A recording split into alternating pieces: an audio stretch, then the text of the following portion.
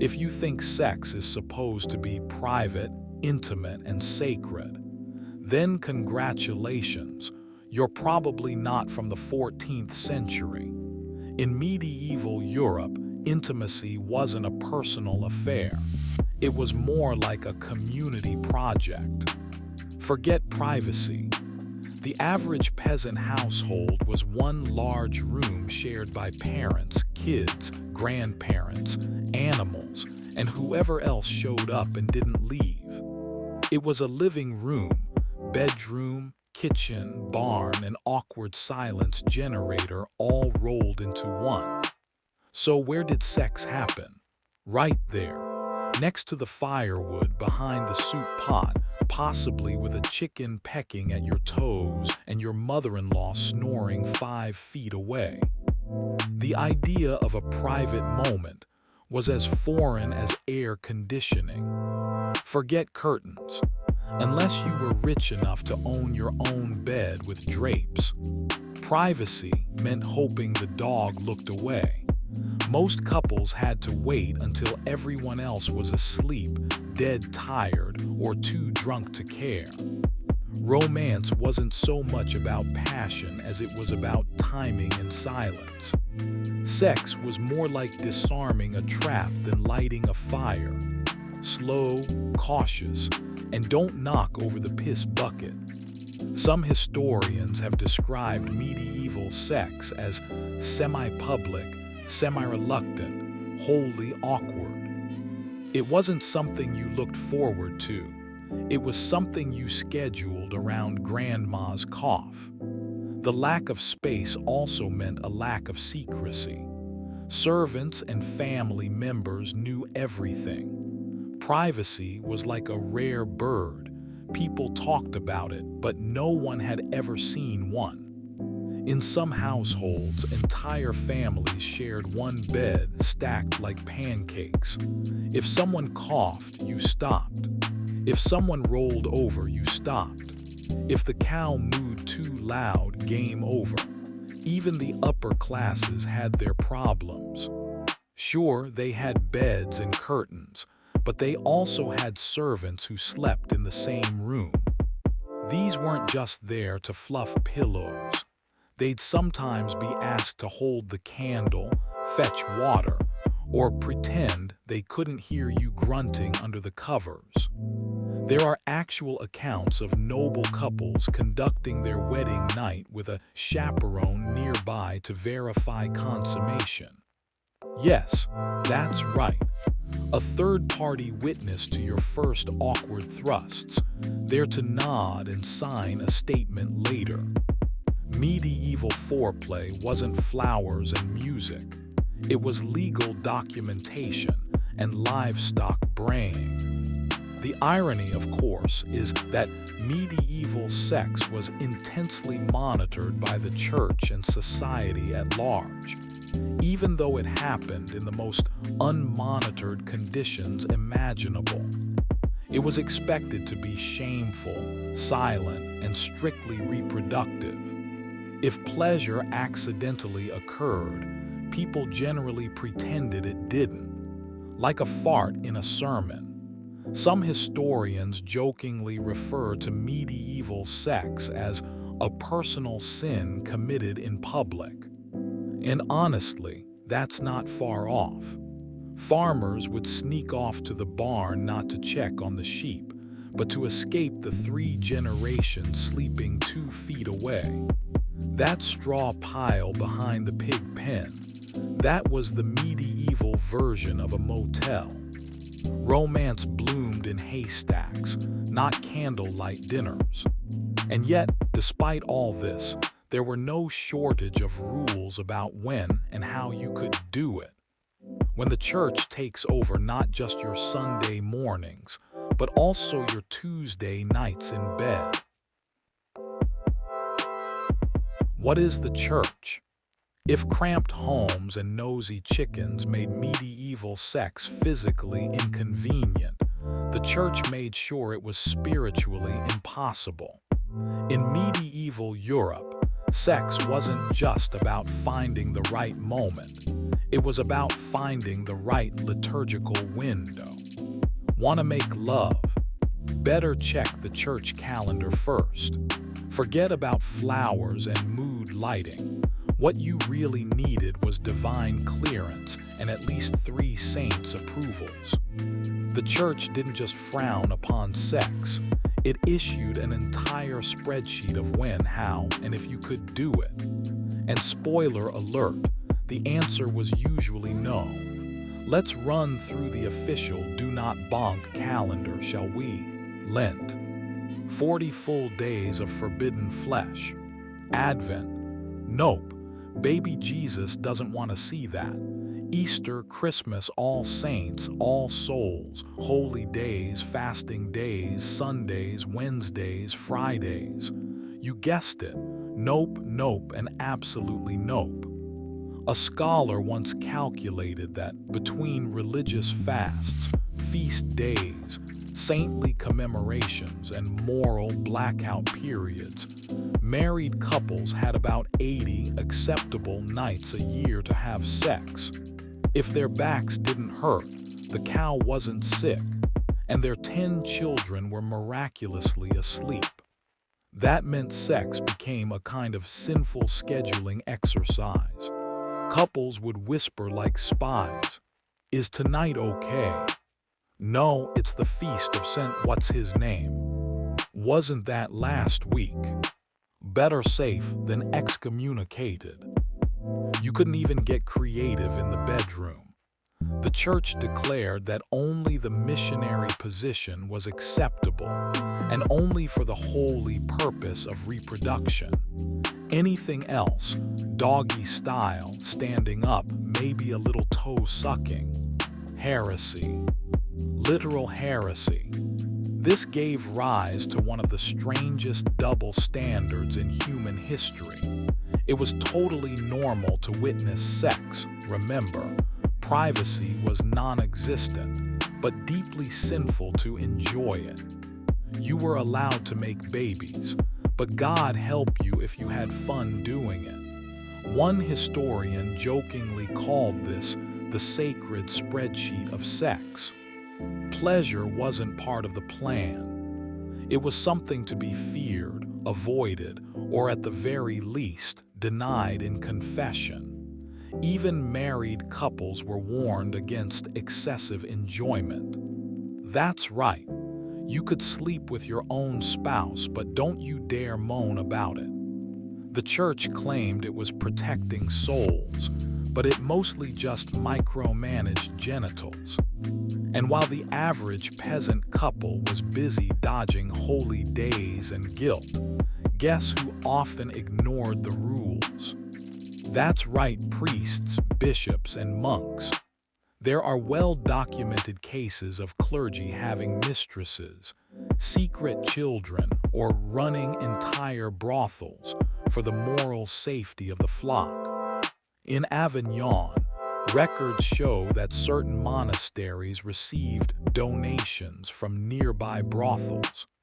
A few priests even acted as landlords for brothels, collecting rent and occasionally sampling the services. Purely for inspection purposes, of course.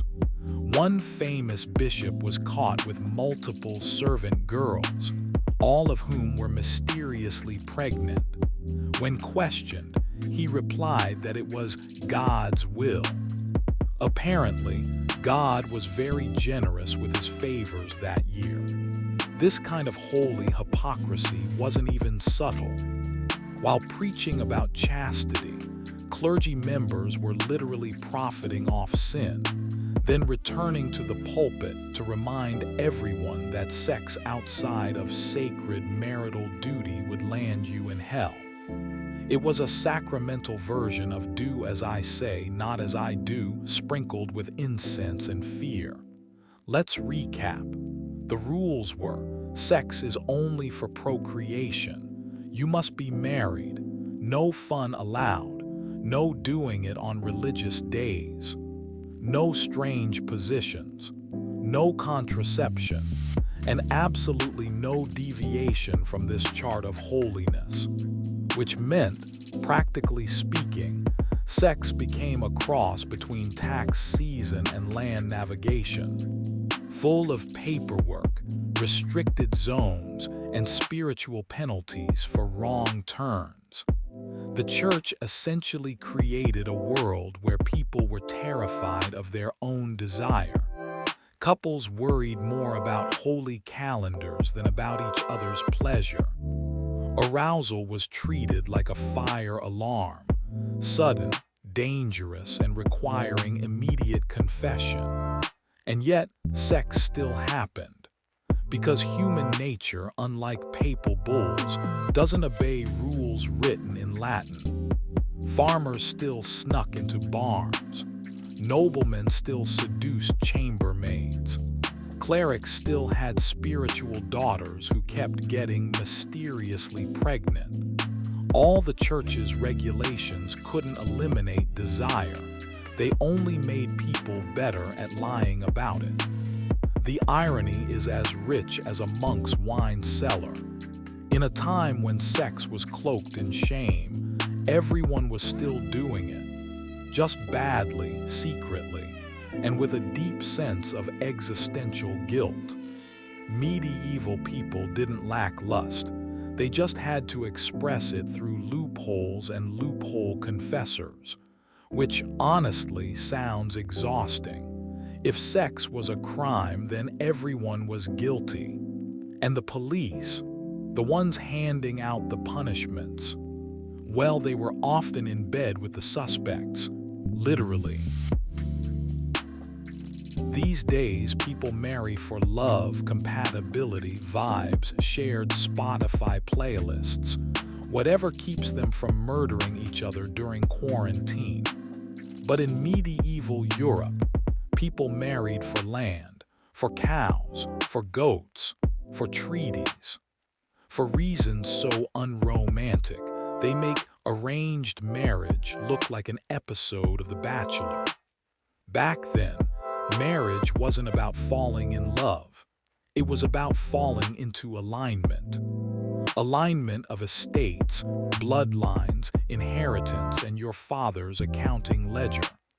Love was considered a bonus, like a free loaf of bread with your soup.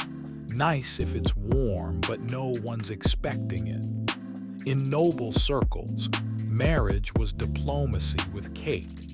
A duke's daughter married a baron's idiot son to stop a war. A 12-year-old girl was married off to a man in his 50s because his vineyard touched her family's cow pasture. There are confirmed cases where brides didn't meet the groom until their wedding day, and even then, they weren't sure which one he was. Wait, is it the one with the beard or the one with the limp? Yes.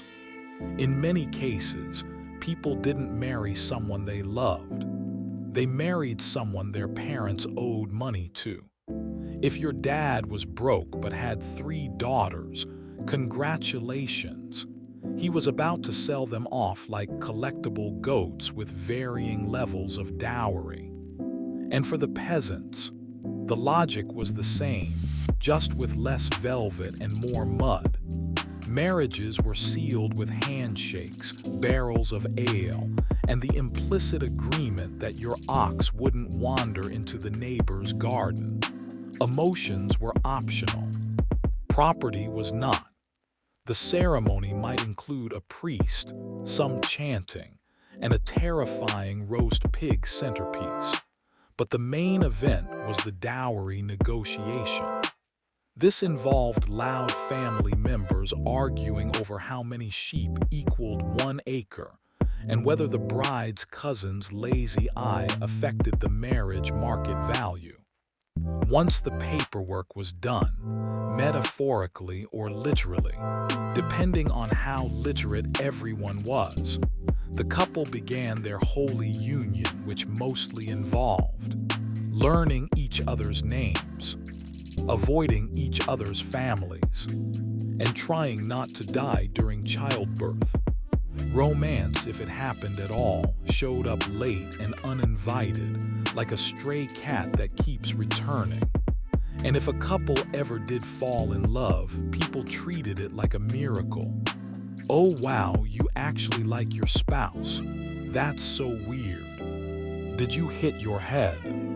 The medieval idea of love was practical. Love was what you felt after 20 years of not killing each other. It was a survival bonus. A warm feeling that emerged somewhere between repairing the roof and milking goats at dawn. And sex. Sex was often part of the deal but rarely part of the delight. Many couples treated it like a tax, mandatory, slightly unpleasant, and audited by God. Some noble households even required witnesses for the wedding night, just to prove that the marriage had been consummated. Yes, this was a real thing. Imagine trying to perform your very first marital act while Uncle Bernard sits in the corner with a candle and a checklist. If there were no bloodstains on the sheets the next morning, the bride's virtue was called into question. That's right. Your marriage could be annulled because your uterus didn't throw a parade. Meanwhile, husbands were under no pressure to be virgins. In fact, the more experienced a man was, the more respect he got. Men were expected to sow wild oats. Women were expected to preserve theirs in a holy box, guarded by shame and passive-aggressive aunties. The hypocrisy was baked into the system. A nobleman could cheat on his wife with 6 maids and 2 horses, long story, and he'd still be considered a respectable husband. A wife who so much as smiled too long at a traveling lute player might end up in a convent, or worse, a poem. But don't worry, the church had thoughts on marriage too. Specifically, it believed marriage was a holy sacrament. As long as it reinforced political alliances, increased church land holdings, and kept everyone guilty. Priests blessed unions they knew were miserable. Nuns prayed for couples they knew hated each other. Because in medieval theology, happiness was suspicious. True story. Some marriage contracts included a clause that if the wife failed to bear a child in 3 years, she could be returned with a receipt.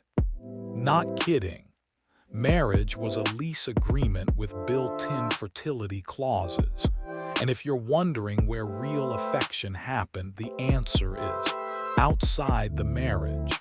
Men fell in love with their chambermaids. Women pined for troubadours. It was common, almost expected, for the heart to wander while the body remained legally attached to someone else's tax bracket. So let's recap. Marriage was a merger. Love was a glitch. Sex was a duty. Romance was a rumor. And the in-laws. Always terrible. If you're imagining the medieval wedding as some kind of Game of Thrones-style fairy tale, please adjust your expectations to a livestock auction with hymns. Or, as a popular medieval proverb might have gone, marry for land, stay for the goats. Love, if it arrives, can knock twice. You'd think that in a time when the church had opinions about which days you could have sex, how you could do it, and whether God approved your moans, brothels would be illegal.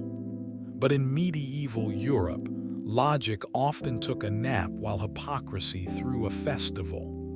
Brothels weren't just tolerated.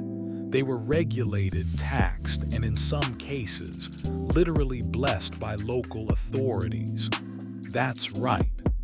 In a society where sex was a sin, state-sponsored sin was fine, as long as someone got paid. In cities like Paris, Lyon, Florence, and London, brothels operated with business licenses, staff rosters, opening hours, and the occasional religious loophole. Some even had themed rooms. Think ye oldie medieval Motel 6, but with more confession and less soap. The justification: simple. Better men visit brothels than chase respectable women. That's right, prostitution was seen as a social safety valve, a moral public service, a noble sacrifice to protect women of status from unregulated erections. The phrase, "better the devil you know," has never been more accurate. To make it more absurd, many brothels paid a portion of their income to the church. It was called donation, penance, or in some particularly honest towns, sin tax. These funds were sometimes used to support poorhouses, orphanages, and, wait for it, monasteries. Because nothing says repentance like paying off a bishop's wine bill with your client's tip money. There are records of priests acting as landlords for brothels, collecting rent from women they condemned on Sunday and supported on Monday. Some clergy even had preferred customer status, a holy punch card, if you will. In one particularly bold case, a brothel was located next door to a cathedral, so patrons could literally sin left, then confess right. It was a divine convenience. Sin, splash holy water, repeat. And the church? Well, it disapproved officially. But unofficially, as long as the money came in and the girls stayed in their assigned uniforms, no one rocked the boat. In fact, some cities required sex workers to wear specific clothing, bright yellow, usually, making them both recognizable and highly marketable. Medieval marketing at its finest. Let's talk about the women. Most sex workers weren't there by choice. They were widows, orphans, former serfs, or victims of war. Once inside the system, they couldn't just leave. Society labeled them forever unclean, despite being more regulated than a medieval doctor's leech kit. And yet, society used them constantly, for pleasure, for control, for profit. It was the ultimate moral contradiction. We hate what you do, but we'll pay for it every night, then judge you in the morning. There's even evidence that some sex workers were forced to attend church separately, lest their unholy presence contaminate more respectable pews.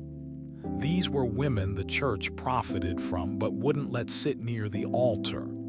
And in case you're wondering if men faced the same stigma, they didn't. Surprise! A nobleman could visit brothels, father 10 illegitimate children, and still marry a virgin. A woman caught in a brothel, even by force, was often branded, exiled, or publicly shamed.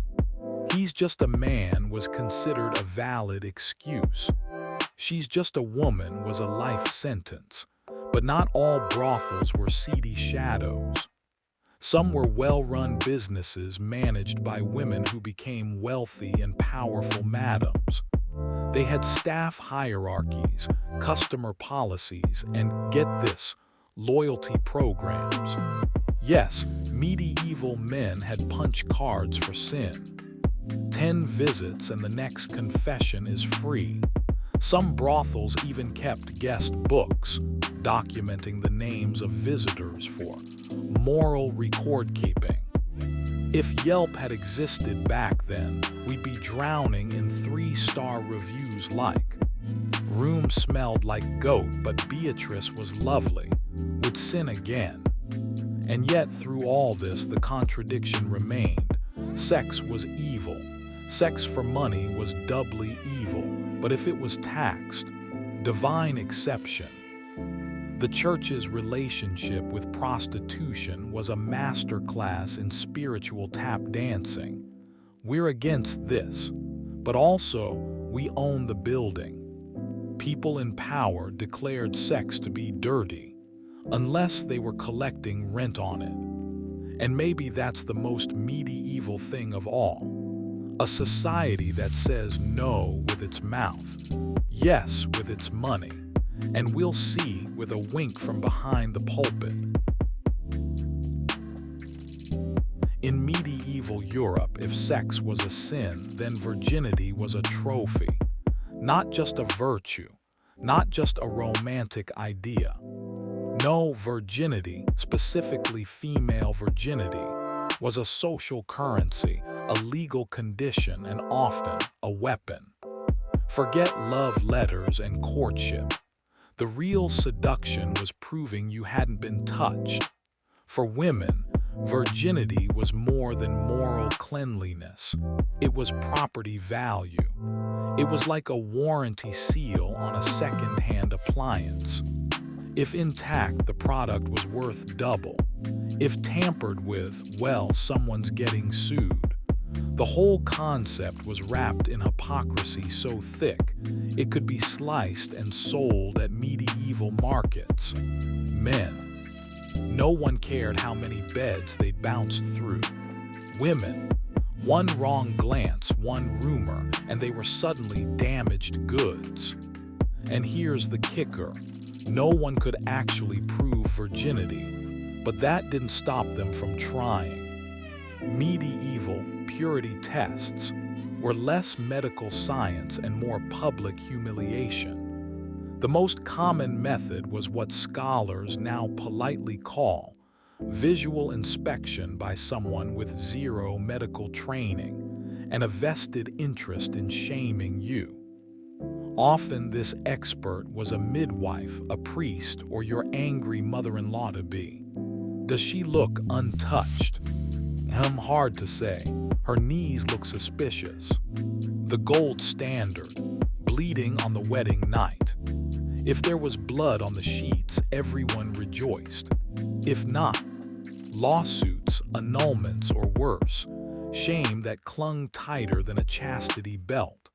No one stopped to ask whether or not all women bleed during first-time sex. They don't. Or whether hymens can be stretched by riding horses or doing chores. They can. Biology was irrelevant. Perception ruled. And the perception was this: if you don't bleed, you lied. If you bleed, congrats, you're pure. If you faint, bonus points. There are recorded cases of entire villages gathering to inspect the post-wedding sheets. That's right. Your honeymoon came with spectators. Some families even demanded a proof of purity before the wedding. This wasn't just some awkward talk over tea. It was a literal inspection. And if a woman was deemed impure, the marriage could be called off, dowries forfeited, and reputations ruined. Meanwhile, the groom could have bedded every tavern wench from here to Toledo, and no one would blink. Boys will be boys, they said. Girls must be snowflakes made of holy water. If medieval men were expected to sow their wild oats, women were expected to store theirs in an urn and guard it with divine fire. And here's the real medieval paradox. The more society demanded female virginity, the more it commodified it. Noble families traded daughters like antique vases, valuable only if uncracked. There were legal contracts that voided marriages if the bride was proven untouched.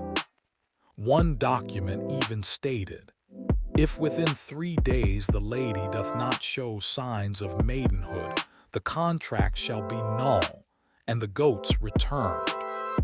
Goats returned, because your hymen wasn't convincing enough. Let's not forget the religious spin on all this. The church revered virginity, particularly when it came to nuns, saints, and the Virgin Mary.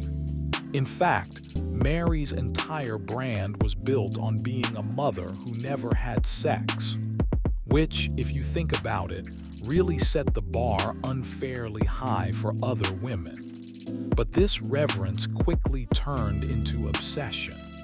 Virginity became a holy weapon. Families sent daughters into nunneries not because of faith, but because they couldn't afford to marry them off. Celibacy was cheaper than a dowry, and once in the convent, their pure status was used to boost the family's moral stock. Look, my daughter is so holy, she's never even thought of a man. Also, we couldn't afford a wedding feast, but let's go with the holiness angle.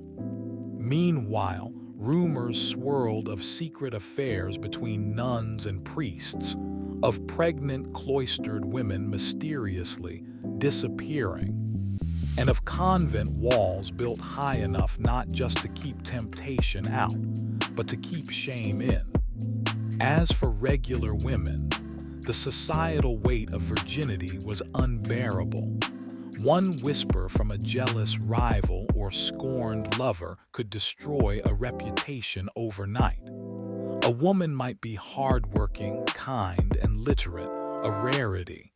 But if people believed she wasn't a virgin, game over. In one recorded case, a woman was denounced because she walks too confidently. That was enough to assume promiscuity. Confidence in medieval logic meant you'd obviously seen a penis. Meanwhile, her accuser, a man who had fathered 3 children by 3 different women, none of whom he acknowledged. But the worst part, women themselves were often pitted against each other in maintaining this purity narrative. Mothers warned daughters. Wives judged younger women. Whole generations of women taught that their worth depended on a body part they couldn't even see.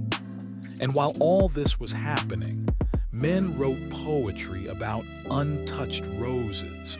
Painters glorified pale, sad virgins. And the church held up Mary as the one true model.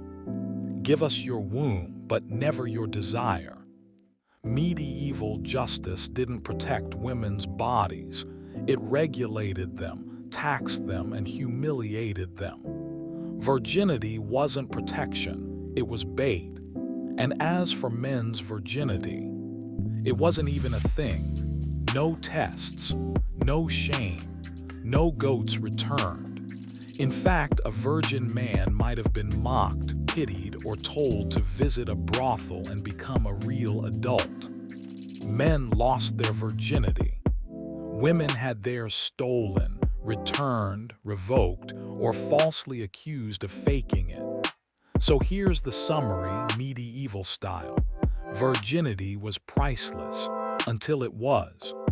Proof of purity was less scientific than baking a pie with your eyes closed. And medieval justice, it had a magnifying glass for women and a blindfold for men. So after wading through straw beds, priestly side hustles, virtue inspections, and weddings that resembled livestock mergers, what have we learned? Simple. Medieval sex was an absolute disaster. It was regulated like crime, punished like heresy, and supervised like a school lunchroom, but somehow messier. If you wanted to have sex back then, you needed more than a partner. You needed divine permission, a calendar, a tax receipt, and no witnesses. Good luck. Let's recap. You had no privacy. You had no time. The church blocked out 270 days of the year. You had no fun. And if you were a woman, you had no wiggle room whatsoever, literally or legally. The church claimed it was protecting morality. In reality, It was micromanaging reproduction with the enthusiasm of a bureaucrat and the sexual frustration of a monk. Everything was considered sinful unless you did it in total darkness, with your spouse, on an approved day in missionary position, for the purpose of baby making, and ideally without smiling. Sex became less about desire and more about compliance. If pleasure occurred, people responded like they'd dropped the Eucharist: shock, horror, and immediate confession. Meanwhile, the hypocrisy was breathtaking. Clergy preached chastity while renting brothel space. Nobles demanded virgin wives while keeping mistresses in every parish. Justice condemned women for impurity while promoting men for their conquests. In short, the rules were made by people who violated them privately and enforced them publicly. Medieval sex was not about morality. It was about control. Control of bodies, control of women, control of desire. Because desire, unregulated, joyful, honest, was terrifying to a system built on guilt, shame, and patriarchal power. The more powerful the urge, the harder they tried to bury it in ritual and rules. And when that didn't work, they blamed women. Obviously, they turned sex into a sin, virginity into currency, and love into a side effect no one planned for. The whole system was held together with incense, illogic, and social fear. And yet, despite all the laws, lectures, and holy water, people still had sex.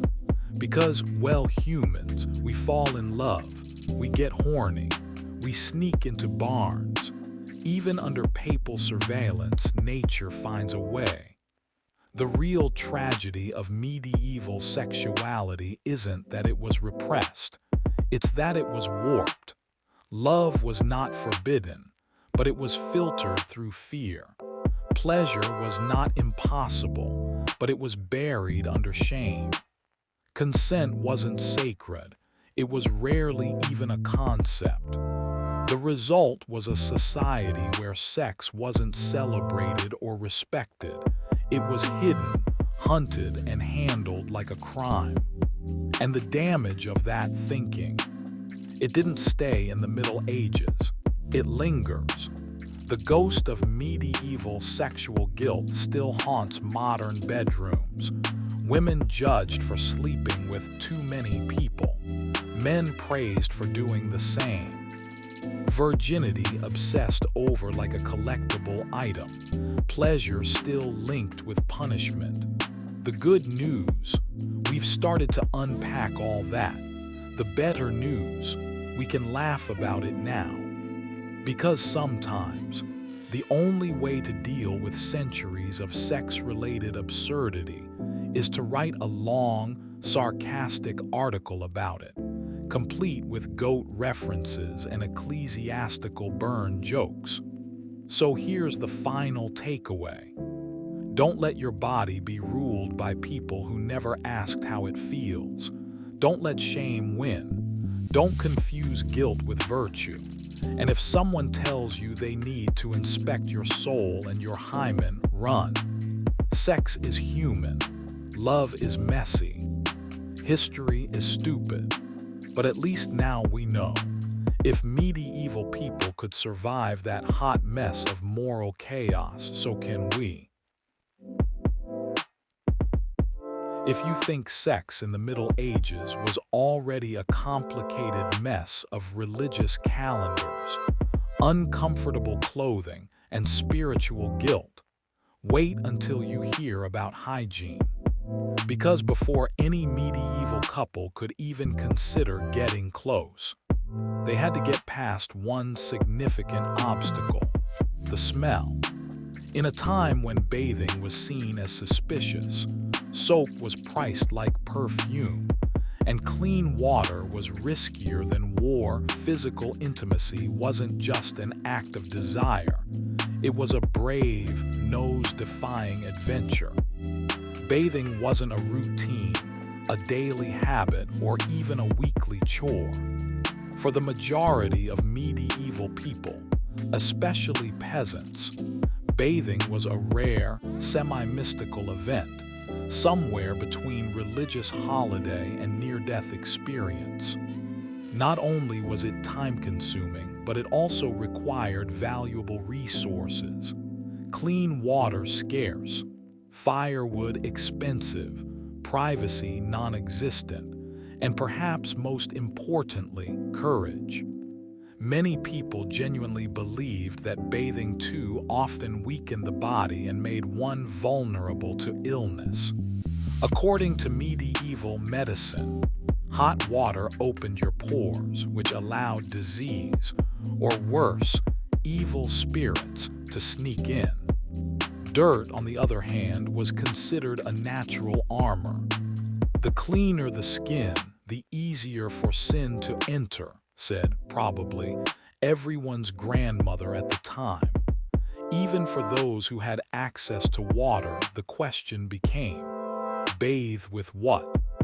Real soap, the kind that produced bubbles and removed smell, was a luxury item. What most people used was a homemade sludge of ash, animal fat, and good intentions. It burned the skin, smelled like a slaughterhouse, and probably left you dirtier than before.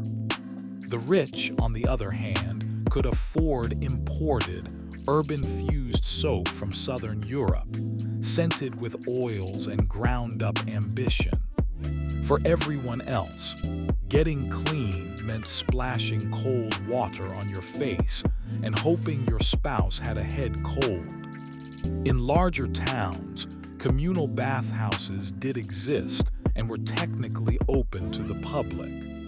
But within a few decades, they morphed from hygiene centers into scenes of moral panic. In theory, people went there to soak, relax, and remove layers of medieval grime.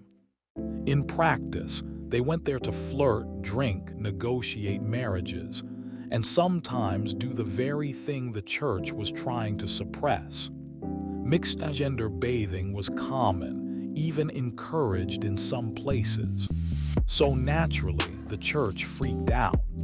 Sermons were delivered, edicts were posted, towns were told to shut down bathhouses or regulate who was allowed in when and with how much clothing. Some bathhouses were forced to hang signs that read, "No touching while the water's hot." But even if you wanted a guilt-free, purely hygienic bath, there was still a major issue: the water itself. Most rivers and wells were less refreshing stream and more open sewer. People dumped everything into public waterways: garbage, manure, dead animals, and occasionally, dead relatives. Bathing in the local river often meant trading one disease for another. Those with money could collect rainwater in barrels, heat it over fire, and bathe indoors. Those without, they made do with vinegar rub-downs, dry cloth scrubbing, and maybe, if they were lucky, a quick rinse during spring rains. And yet the real kicker was that bathing too often was considered suspicious. Some towns had unwritten rules. If you bathed more than 3 times a year, people started asking questions. What were you hiding? Why so fresh? Were you vain? Seductive, a sorcerer. At best, you were called prideful. At worst, you smelled like temptation. If you smell too clean, you're probably hiding something worse, whispered the ever-watchful old ladies of every medieval village. Some pilgrims even took pride in not bathing for the entire duration of their journeys, believing that carrying your own stench was an offering to God. Their travel companions, however, may have prayed for swift judgment, or at least stronger nostrils. In a society like that, sex was not just about desire, sin, or morality. It was about endurance. Loving someone meant loving them in all their unwashed, multi-layered, sheep-scented glory. One medieval writer quipped that if a couple could share a bed for 3 nights without removing clothes or collapsing from odor, that was true love. Before we can even talk about contraception, pregnancy, or judgment, we must first acknowledge a harsher reality. Just staying semi-clean without dying from infection was already a miracle. In the Middle Ages, cleanliness was rare, smelling good was suspicious, and smelling bad was completely normal. If medieval bathing was a seasonal miracle, then clothing certainly didn't help anyone stay cleaner. In fact, it made things worse. Thick, heavy, layered, and rarely, if ever washed, medieval clothing turned every peasant and noble into a walking compost pile of wool, sweat, and livestock residue.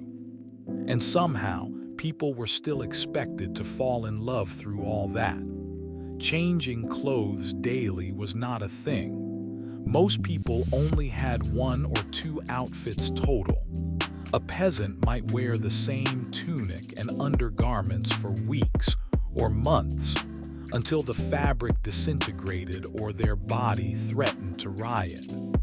Clothing was typically made from coarse wool, hemp, or homespun linen. It kept you warm, but it also trapped every bit of moisture and smell that came out of your body or entered from the barn.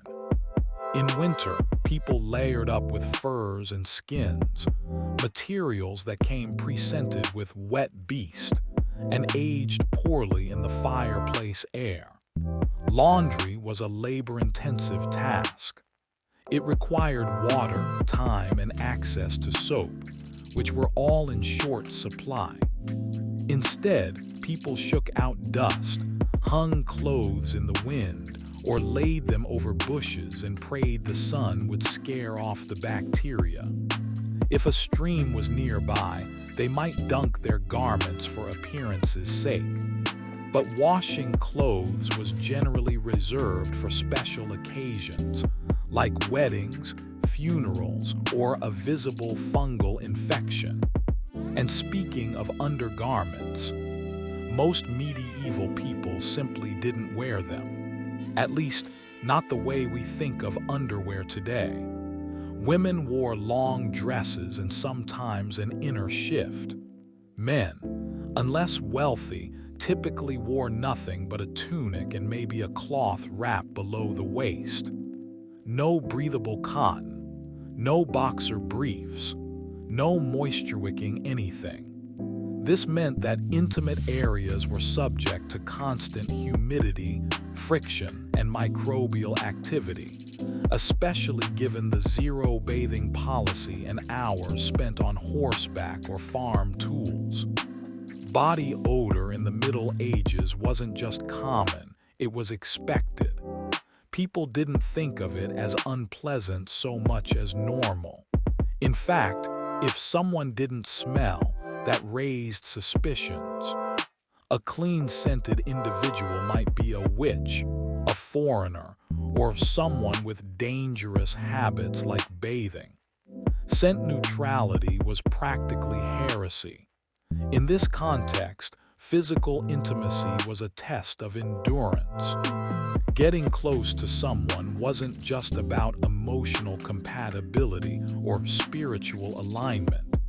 It was about whether you could stand the scent without blacking out. If both parties smelled equally terrible, they might even find comfort in that shared reality. But if one had slightly better hygiene or luck, the imbalance could kill any romantic impulse on the spot. People weren't totally indifferent to smells. They just had no reliable way to eliminate them. So they got creative. Rather than deodorant, perfume, or soap, they used strategically placed botanicals. Sprigs of lavender, mint, rosemary, or marjoram were tucked into collars, sleeves, or small pouches worn around the neck. The idea wasn't to seduce someone with your scent. It was to protect yourself from theirs. Noblewomen often wore garlands or posies pinned to their hats or sleeves, functioning like medieval air filters. Men might tuck herbs into their belts or under their cloaks. There were even odor charms blessed by local wise women, small bags filled with salt, dried flowers, and incantations meant to ward off foul humors. Whether they worked was unclear, but the placebo effect likely had its moments.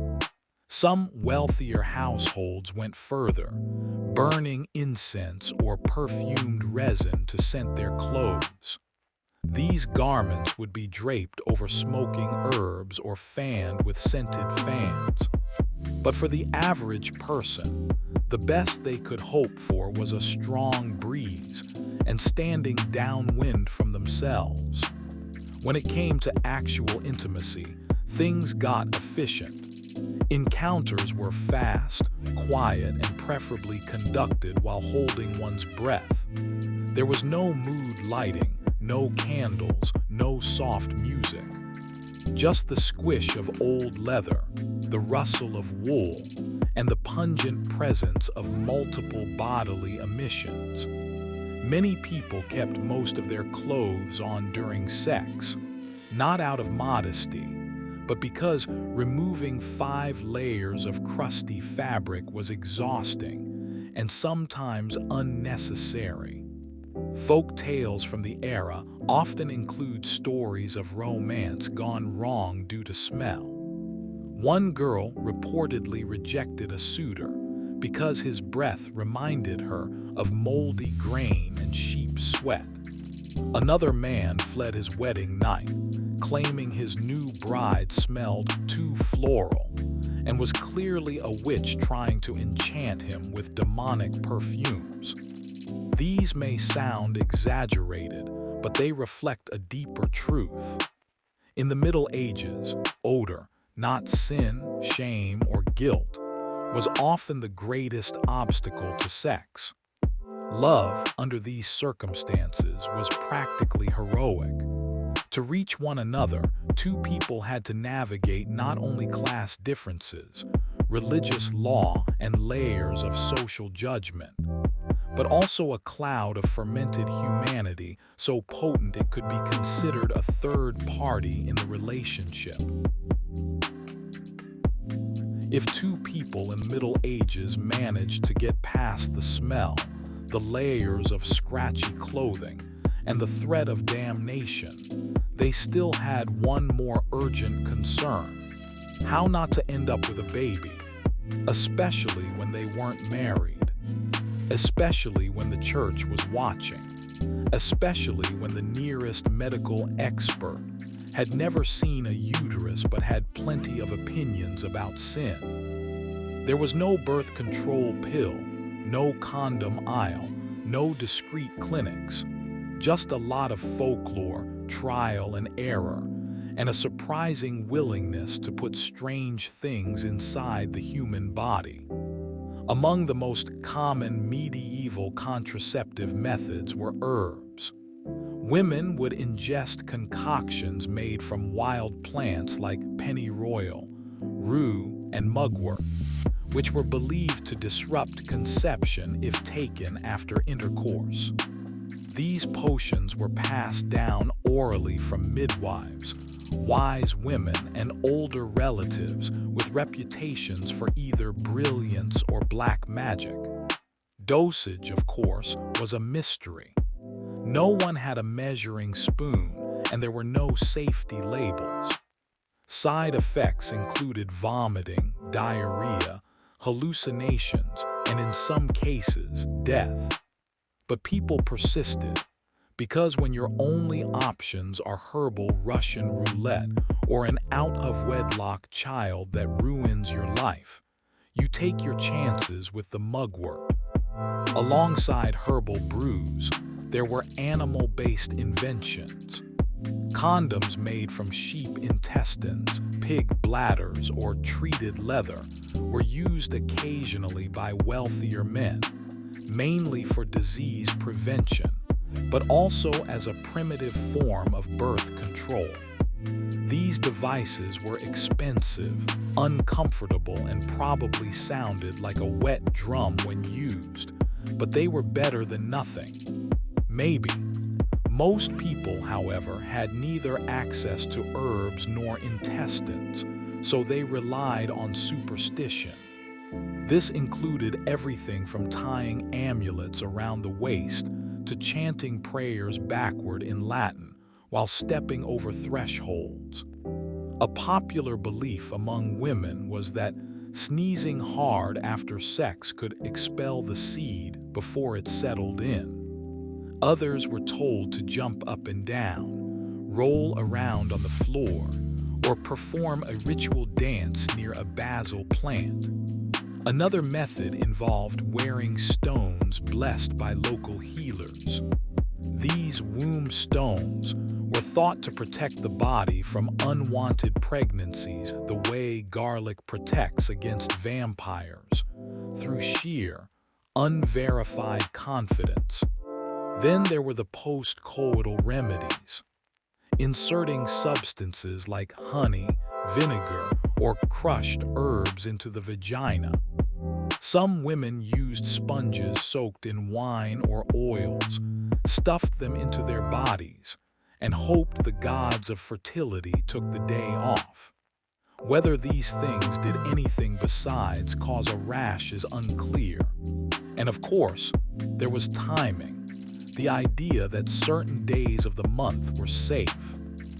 Based on moon cycles, agricultural calendars, and guesswork, women were encouraged to track their bodies with the observational tools of a weather witch. The margin of error was, shall we say, generous. Through all of this, one pattern was clear. Nearly all the responsibility for contraception fell on women. It was women who drank the poison, inserted the goat bladder, memorized the Latin chants, and took the blame when things failed. Men might participate if it was convenient, but otherwise they were busy doing more important things, like not being blamed. The church, unsurprisingly, had strong feelings about all this. Officially, any attempt to prevent pregnancy was considered sinful. Sex was for reproduction, period. If you enjoyed it, that was already suspicious. If you tried to stop its natural outcome, you were meddling with divine will. If you tried to avoid pregnancy because your husband was a drunk, your house had no roof, and your last child died of plague, tough luck. The church didn't issue exceptions.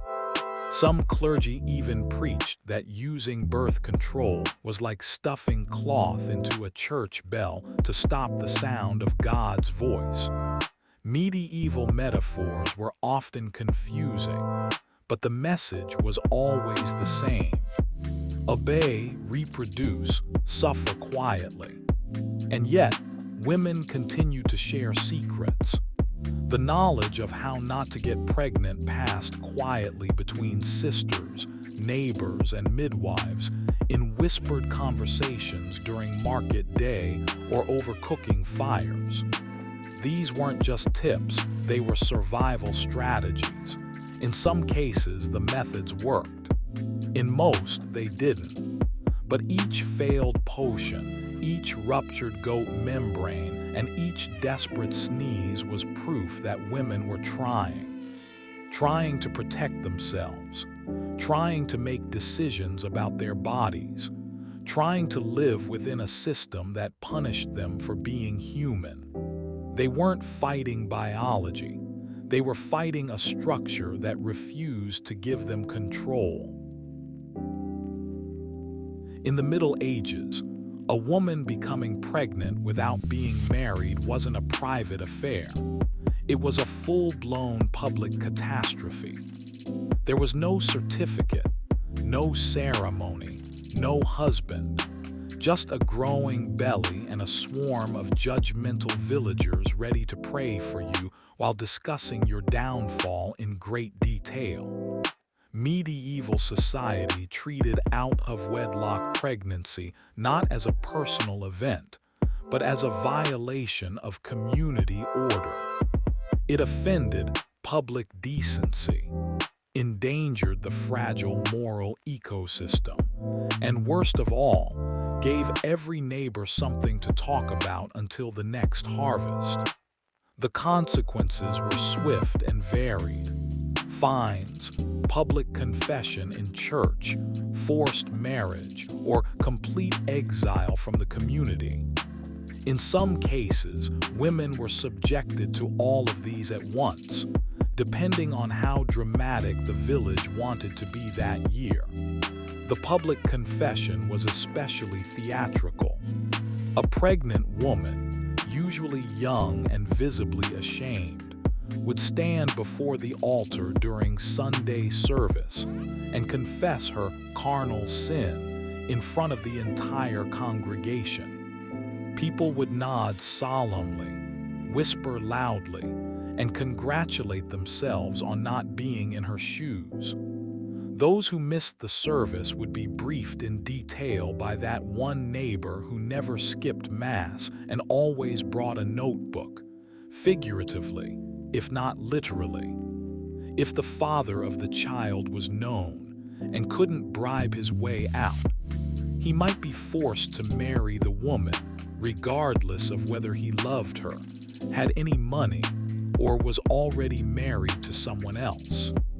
In such cases, what began as a romantic misstep ended in a joyless marriage forged from scandal and obligation, served cold under the watchful eyes of everyone who ever shared a church pew with you. If the father disappeared, denied involvement, or had social protection, the woman bore the shame and consequences alone. She faced not only the physical toll of pregnancy, but also the crushing weight of public scorn, whispered judgment, and long stares from neighbors who clearly remembered what you wore last spring and who you danced with at that wedding. What made it worse was that many of these pregnancies were not the result of love or choice, but of coercion, abuse, or power imbalances, often at the hands of landowners, priests, or family friends. But instead of punishing the perpetrators, the system found it easier to scapegoat the woman who dared to carry visible proof of something everyone else preferred to keep invisible. Some regions implemented laws requiring unmarried women to live under strict supervision. Older women, mothers, grandmothers, or designated guardians of virtue, were tasked with ensuring the young woman didn't walk alone, speak with men for too long, or linger near barns after sunset. These virtue enforcers didn't sleep much and had eyes sharper than falcons. But as with all repressive systems, surveillance and fear were never enough. People still loved, still kissed, and sometimes still got pregnant. And when that happened, society didn't bother with nuance. It just doubled down on punishment. Some women tried to hide their pregnancies by wearing loose clothing, leaving the village temporarily, or turning to midwives with solutions. This included herbal abortifacients, secret rituals, or physical methods designed to force miscarriage. Most were dangerous. Many were fatal. But they represented the only option for women desperate to erase a shame society refused to let them forget. Even if the woman survived, the child she bore was often marked for life. Illegitimate children were labeled bastards, spawn of sin, or worse. They were denied inheritance rights, barred from education in some regions, and grew up in the shadow of their mother's supposed disgrace. And the men, unless caught red-handed and unable to pay a fine or marry their way out, they walked away. Their reputations, if anything, were enhanced. "Boys will be boys," said the same people who believed girls should be saints. In this distorted moral economy, male pleasure was normal, even admired. Female sexuality was danger, sin, and community property. A man who fathered a child out of wedlock might get a wink. A woman who carried one was a warning. This is why secrecy became a survival strategy. Women exchanged tips on hiding signs of pregnancy, faked illnesses, and shared stories of others who had solved the problem discreetly. Midwives, if they had the skills, often acted as unofficial counselors, doctors, and crisis managers. Sometimes, the community would quietly tolerate a pregnancy if the woman came from a respected family or had connections. But more often than not, the full weight of shame landed squarely on her back, a burden carried more heavily than the child itself. The cruelty wasn't just institutional, it was deeply personal. Every sideways glance, every whispered comment, every sudden silence when she entered the room became part of the punishment. In a society where honor was collective, a woman's body became a battlefield on which reputation, morality, and community pride were all fought. If you think the concept of invasion of privacy began with smartphones and security cameras, try living in a medieval village. No Facebook, no surveillance systems. Just a fully functioning network of neighbors with sharp eyes, faster mouths, and endless free time. In medieval society, the community didn't just surround you, it watched you. Constantly. Every glance, every errand, every extra minute spent talking to someone of the opposite sex became part of an unwritten report passed from doorstep to doorstep, dressed up as concern. Your soul might belong to God, but your body belonged to the village, especially if you were young and female. Every word you spoke, every walk you took, every smile that lasted too long was recorded in the minds of those unofficial morality officers. The grandmothers, widows, and pious nosy neighbors who formed the first truly effective intelligence agency in history. Romantic relationships were not private affairs. They were community business. A girl spotted walking too close to a boy after church could find herself at the center of a full-blown scandal by sunset. A slightly tighter dress, a scandal. A skipped Sunday mass, a potential pregnancy. Virginity wasn't just a physical condition, it was a symbol of communal pride. Families treated it like currency, and villages treated it like property. If a girl lost it before marriage, it was as if the entire village had been robbed of something sacred. And so, an unofficial moral police force emerged. Elderly women became the watchdogs of virtue, claiming seats near windows, pretending to knit while conducting full surveillance operations. These were the same women who forgot their grandchildren's names but remembered exactly who left whose house at what hour, and what direction they were walking in afterward. In this system, rumor was law. No evidence was needed. A glance could become a story. A story could become a reputation, and a reputation could ruin a life. Morality, in theory, came from scripture and sermons. In practice, it came from gossip, passive-aggressive prayers, and someone saying, "Well, I'm not one to judge, but," followed by a ruthless character assassination. What made it worse was the deep hypocrisy of it all. The most vocal defenders of virtue were often the same people who spread the ugliest rumors, quietly tolerated powerful men doing far worse, or covered up scandals within their own families. Punishment, naturally, wasn't distributed equally. Young men caught misbehaving were said to be sowing their oats, just being boys or preparing for marriage. Young women, they were called sinners, temptresses, or shameful daughters who should have known better. No one ever asked who educated the boys or why the girls weren't allowed to speak for themselves. In this warped public morality, female sexuality became a community project.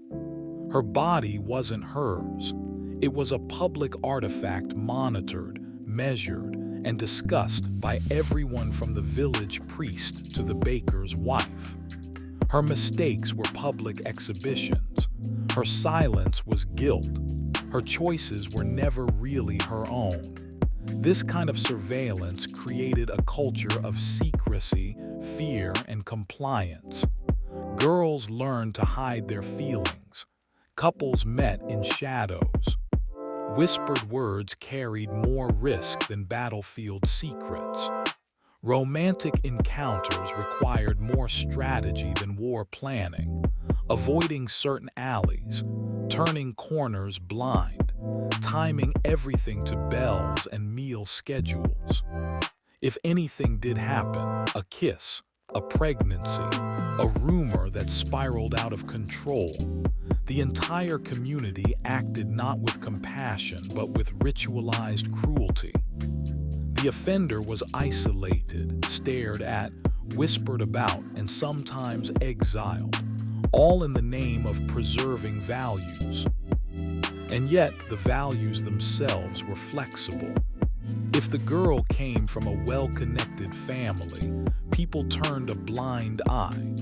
If the boy had money or prospects, it became a private matter.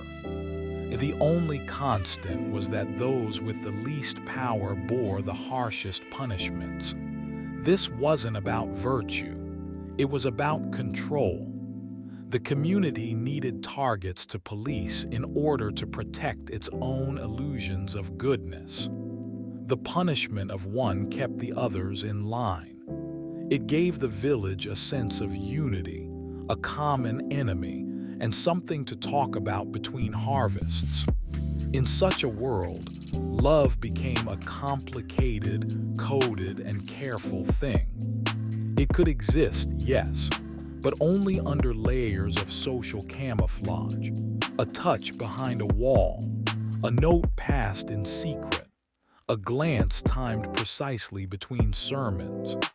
Passion was possible, but it had to survive bureaucracy, superstition, and 1,000 unsolicited opinions. Sex as an act was never just physical in the Middle Ages. It was a community event, whether you wanted it to be or not. And any deviation from the narrow, righteous path, be it a mistake, a curiosity, or a choice, was met with judgment not from heaven, but from the people you saw every day in the market. In the Middle Ages, intimacy required more than love. It required courage, superstition, a high tolerance for odor, and absolutely no witnesses. After wading through the sweat, superstitions, and nosy neighbors of the Middle Ages, perhaps it's time for something. less damp and a bit more silent. So let's put aside soap and childbirth for now and meet the people who chose to face disaster not with panic, but with philosophy. Welcome to Stoicism. If you've ever lost everything, your money, your job, your pride, don't despair. Someone else did it before you, and instead of spiraling, he built a philosophy that would outlive empires. His name was Zeno of Citium, and he's the man who turned a shipwreck into Stoicism. Zeno didn't start as a philosopher. He was a merchant, a man who trusted in weather forecasts and cargo ships. One day, the sea didn't cooperate. His ship went down, his fortune vanished, and Zeno washed up in Athens with nothing but a damp robe and the smell of saltwater failure. But instead of suing Poseidon, Zeno wandered into a bookstore. There he stumbled upon a copy of Xenophon's Memorabilia, a collection of Socrates' teachings. After reading a few pages, Zeno asked the bookseller, "Where can I find someone like this Socrates?" The bookseller casually pointed outside. "See that guy walking by?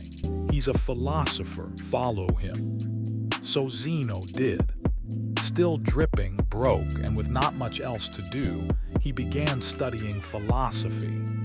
He tried a little of everything: cynicism, Platonism, Megarian logic, like someone sampling belief systems at an existential buffet. Eventually, he decided none were quite right. So naturally, he founded his own.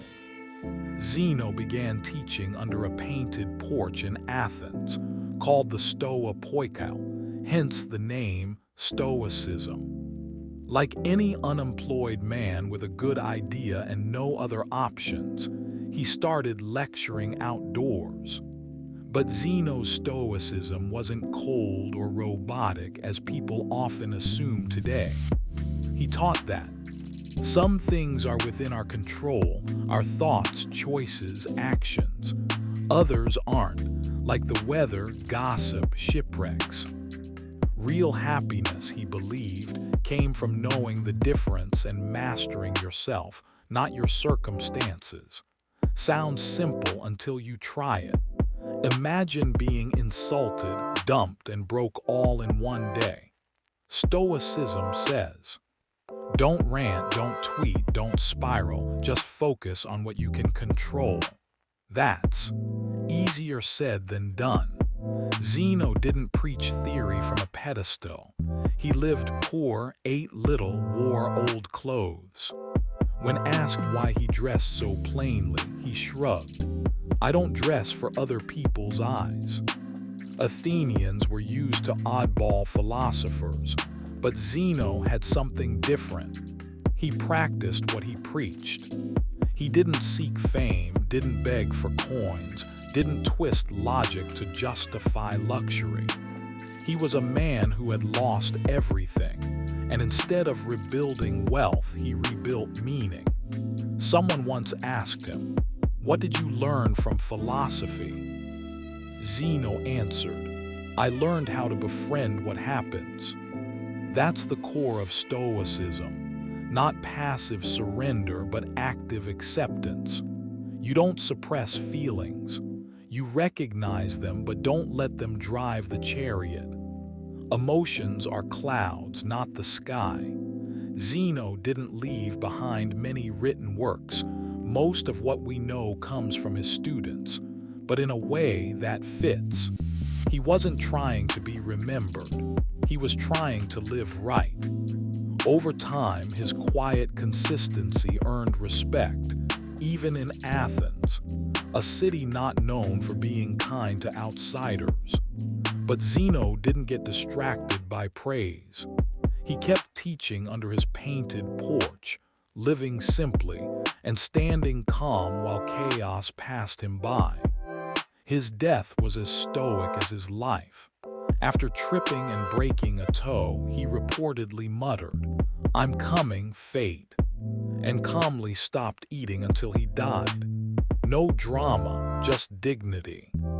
Zeno believed we can't control life, but we can control how we live it. And that idea, simple as it sounds, became the seed from which emperors, slaves, and tired modern readers would all one day draw strength.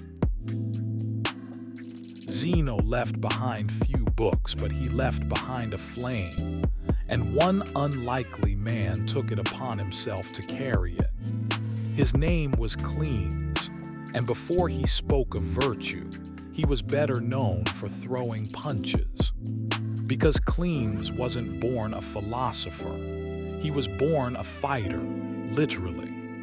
Cleans entered philosophy the way a man might enter a cold lake, slowly, painfully, and with every muscle screaming that this might be a bad idea. Before philosophy, he worked as a boxer, not the intellectual kind, just the kind that gets punched in the head repeatedly for a living. Then, for reasons only he and perhaps a few neurologists understood, he found himself in Athens, quietly attending Zeno's lectures. Cleans didn't shine at first.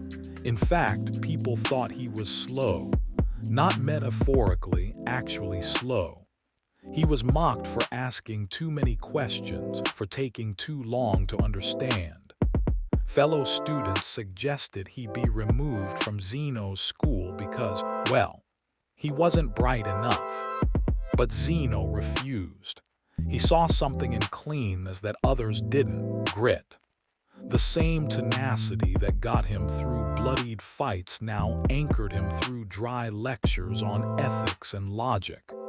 He never talked over anyone. He never argued to win. He just sat, listened, and showed up again the next day. By day, Cleans carried water, ground flour, hauled loads across town. He did manual labor to survive, then came to class by night, scribbling in the margins of exhaustion. When people questioned how someone so muscular and dirty could study philosophy, he simply said, "If I can carry stones, why not carry a little wisdom?" Cleans wasn't eloquent. He didn't dazzle crowds. But he did something rarer. He lived it. Stoicism, to him, wasn't a set of arguments. It was a code you sweated through. He didn't need to convince anyone. He just needed to keep showing up, doing his work, and not complaining. At one point, the city of Athens accused him of earning money dishonestly. After all, how could a poor laborer afford to study philosophy? Cleans didn't argue. He brought his tools, his hands, and his notebooks to court. He let the calluses speak. The city apologized and offered him a stipend to study. Naturally, he declined. Despite his labor, Cleans left behind one of the most revered pieces of Stoic writing, the Hymn to Zeus. In it, he praised the order of the cosmos and the role of divine reason in all things, even pain and loss. To him, suffering was not chaos. It was structure misunderstood. The universe wasn't cruel. It was coherent. We just lacked perspective. For Cleans, Zeus wasn't a thunderbolt-hurling deity. Zeus was universal reason, the organizing force behind everything, including your most annoying coworker and your leaky roof. If life struck you, it wasn't personal. It was educational. His teachings weren't theoretical. He once told a student, "If I can endure a 1-hour fight, I can endure a decades-long life." Pain, fatigue, misunderstanding, these were all training drills. Cleans didn't aim to feel good. He aimed to be unshakable. When someone insulted him publicly to test his stoicism, Cleans didn't shout or storm off. He just smiled, stepped back, and said, "He chose his position, I'll stay in mine." And with that, he won the argument without lifting a finger. His message was consistent. You can't control the weather, people, or politics, but you can control your character. You can show up every day, do your duty, and not whine. That to him was virtue, not brilliance, not charisma, just quiet, sweaty integrity. Eventually, Cleanless became head of the Stoic school, not because he out-argued anyone, but because he outlasted everyone. He didn't die famous, he didn't die rich, but he died exactly as he lived. Quietly, consistently, and completely in line with what he believed. Cleanless didn't change the logic of Stoicism. He changed its weight. He proved that even someone dismissed as slow and simple could carry the heaviest idea of all. That virtue alone is enough. After Cleanless, who hauled buckets by day and hauled Stoicism up a philosophical hill by night, the torch passed to a man with fewer muscles but significantly more syllogisms, Chrysippus. If Zeno built the foundation and Cleanless kept it burning, Chrysippus is the one who built the walls, the roof, and then labeled every brick with footnotes. Chrysippus didn't walk into philosophy with calloused hands.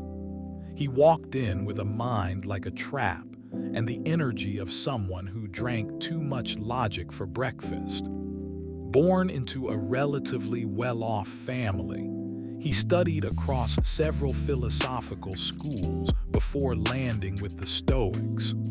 Once he arrived, he didn't just join the club, he rewrote the rule book. He wrote prolifically, some say over 700 works, enough that even the most enthusiastic modern Stoic would need a spreadsheet and a sabbatical to get through the table of contents. Chrysippus wasn't writing for fans. He was writing to bulletproof Stoicism, to take Zeno's vision and turn it into a rigorous, internally consistent, intellectually airtight system. To Chrysippus, virtue wasn't a warm feeling or a noble instinct. It was something you could prove. If someone claimed wealth made them happy, he'd deconstruct their reasoning until they either cried or converted. People said that debating him was like walking into a fog of logic and realizing you left breadcrumbs on the wrong side. He argued a lot, but not for the sake of dominance. He believed that if Stoicism couldn't stand up to scrutiny, it didn't deserve to stand at all. So he refined every point, ethics, logic, physics, until the entire Stoic system could hold its ground against even the pickiest critic. He was relentless, but not cruel, just exacting. His goal wasn't to win arguments, it was to make truth unavoidable. Chrysippus is credited with cementing one of Stoicism's core ideas. Only virtue is good. Everything else, wealth, health, reputation, is indifferent. He didn't mean these things don't matter. He meant they don't define a good life. If you have virtue, you're good. If you don't, no yacht will save your soul. When someone asked him, if virtue is all that matters, why do we still want things like money and good health? He responded, if there's clean spring water, I'll drink it. But if there isn't, I'll still live with virtue. He wasn't denying pleasure or comfort, just reminding us they're not the main course.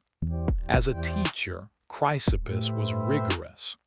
Students had to read deeply, think critically, and most importantly, not speak nonsense. If someone made a lazy argument, he wouldn't raise his voice. He'd raise a precise counterexample that left no exits. Some students left enlightened, others left wounded. Still, his strictness came with humor.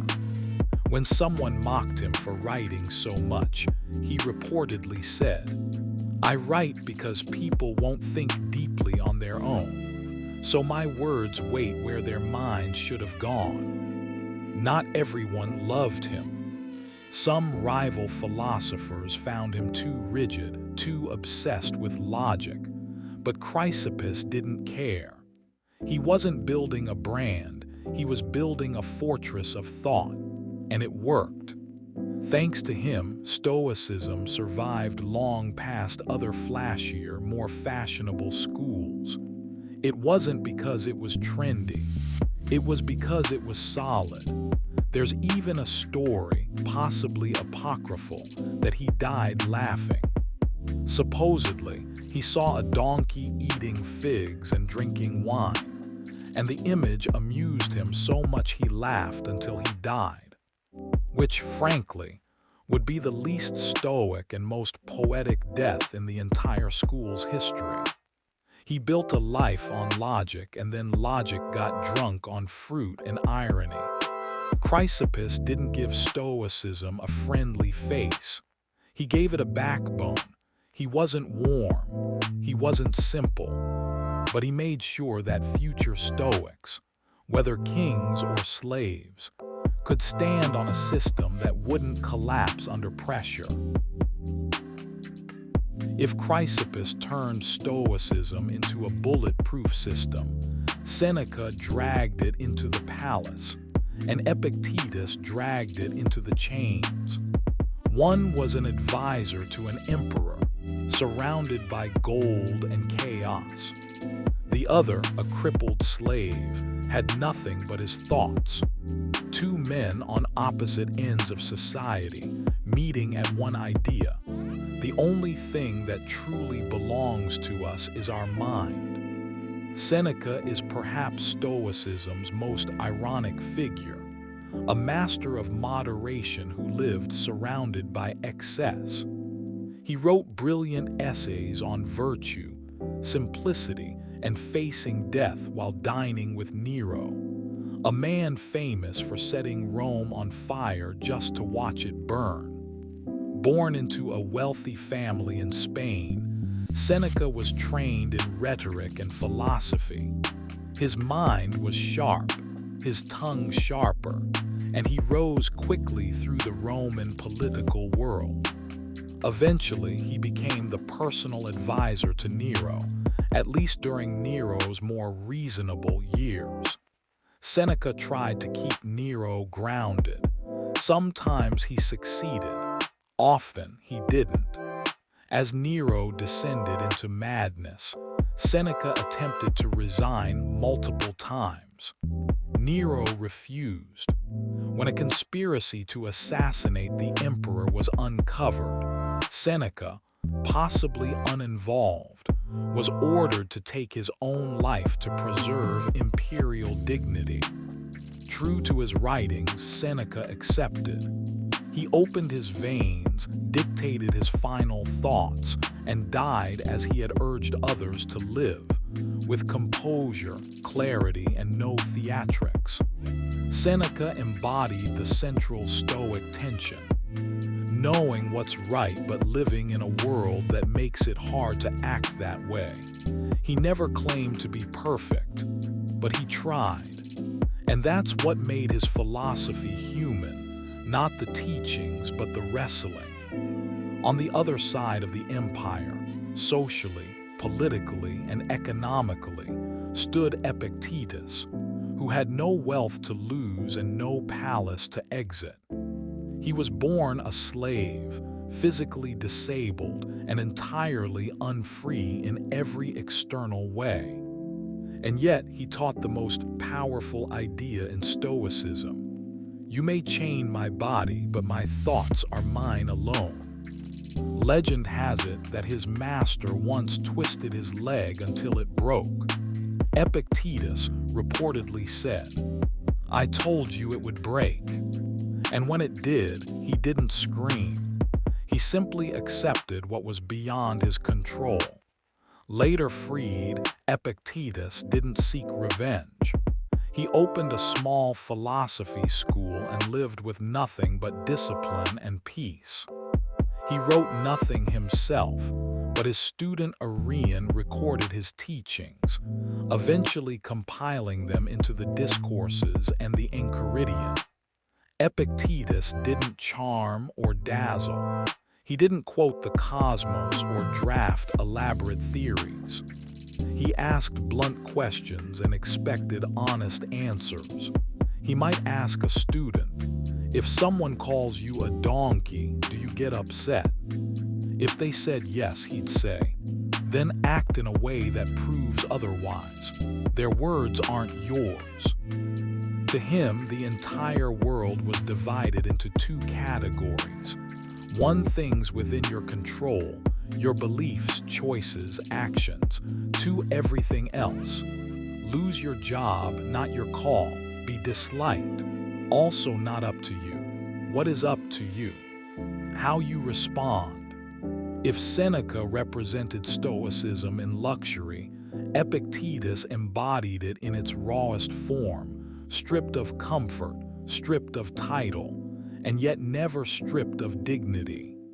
Both men, one in silks, one in shackles, preached the same core truth. We suffer most not because of what happens, but because of how we think about what happens.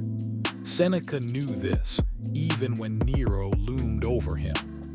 Epictetus lived it, even when no one knew his name. Their lives remind us that Stoicism isn't just for kings or for beggars. It's for anyone willing to master what they can control and release what they can't. After the crippled slave and the conflicted counselor, Stoicism reached its highest peak, the imperial throne of Rome. And seated there, wearing armor instead of robes, was Marcus Aurelius. Emperor, soldier, philosopher, and perhaps the most exhausted man in history to keep a journal. If you think being an emperor means peace and luxury, try being Marcus. His reign was a barrage of invasions, plagues, political betrayals, famine, and the occasional riot. Not to mention his son, Commodus, who seemed determined to undo everything his father ever stood for. And yet, between military campaigns and imperial decrees, Marcus sat down and wrote. Not letters, not speeches, but quiet, personal notes to himself, reminders to stay calm when generals failed, when friends lied, when the world spun sideways. These notes became the Meditations, a book never meant for publication. They were self-instructions, not sermons, honest, spare, and strikingly human. Written by the most powerful man of his time, but echoing with the voice of someone just trying to get through the day without losing his temper. At one point, he wrote, "When you wake up unwillingly, let this thought be in your mind. I am rising to the work of a human being." That's still better motivation than most modern alarm clocks. Marcus was educated in philosophy from a young age. Though he never met Epictetus, he studied his words intensely. While other emperors studied warfare and diplomacy, Marcus was reading how not to care about applause. He didn't want the throne, but he took it. And when he did, he ruled not with fear or indulgence, but with principle. Unlike many emperors who died drunk, mad, or stabbed by their own guards, Marcus spent his days working, thinking, and rarely, if ever, smiling. Not because he was joyless, but because he understood. Happiness is fleeting. Character is permanent. He didn't romanticize pain. He just refused to let it make him small. To him, adversity was part of life's job description. And how you handled it, that was the test. During a brutal campaign in the northern frontiers of the empire, Marcus continued writing. While soldiers sharpened swords and built fires, their emperor jotted reminders. If someone insults you, ask yourself, does it harm your virtue? If not, let it go. Most emperors drafted executions. Marcus drafted inner peace. He lived what he wrote. Despite holding absolute power, he lived simply. Despite betrayal, he chose forgiveness. When death approached, he didn't panic. He simply accepted it as the final duty of life. Some say Stoicism is for losers, but Marcus proved the opposite. It's a philosophy for those strong enough to rule the world and still remember their dust in the wind. He wrote, "Fame is a vapor, popularity an accident, wealth a joke, and death waits for us all, so live well, that's what matters." And he did, not perfectly, but intentionally. When Marcus died, the empire began its slow descent.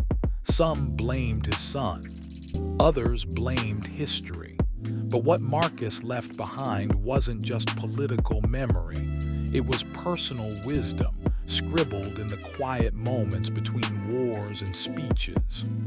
Centuries later, in bedrooms, trenches, boardrooms, and quiet corners of trains, people still open meditations, flip to a random page, and find that even now, the voice of a tired man whispering to himself still knows exactly what to say. Stoicism didn't die. It wasn't defeated in a dramatic philosophical duel, buried under a pile of forgotten scrolls or excommunicated by society. It just went quiet, like a wise old uncle at a family reunion who knows better than to argue with drunk relatives. After Marcus Aurelius put down his pen and closed the final page of Meditations, Stoicism didn't vanish. It simply slipped into the shadows and let the rest of the world freak out in peace. You see, when Rome fell, and fall it did, with theatrical flair and years of questionable decisions, it was Stoicism that got blamed.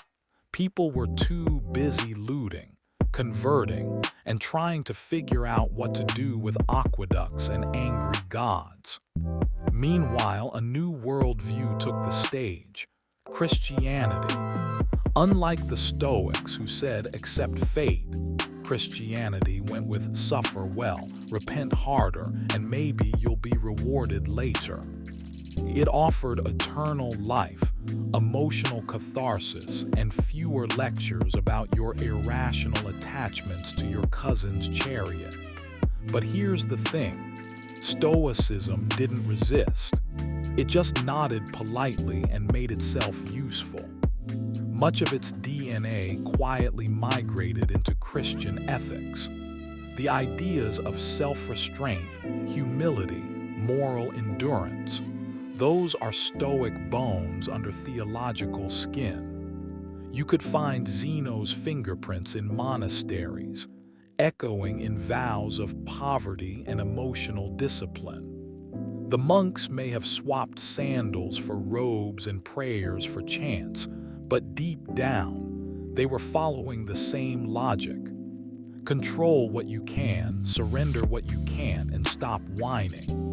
For over 1,000 years, Stoicism didn't argue. It just observed. That's what it's good at. While the world swung between plagues, inquisitions, revolutions, and dance plagues, Stoicism stayed on the shelf, waiting for someone stressed out enough to finally crack it open again. Fast forward to the 21st century, the age of apps, algorithms, and 6 billion variations of anxiety. The modern world is louder, faster, and somehow always 10 minutes behind schedule. Everyone's got a mindfulness app and a therapist who also has a therapist. Emotional overwhelm is the new normal. Feelings are monetized, weaponized, and relentlessly tracked by your smartwatch. And right in the middle of this emotional maelstrom, Stoicism made its comeback, quietly of course. No flashy launch, no trending hashtags.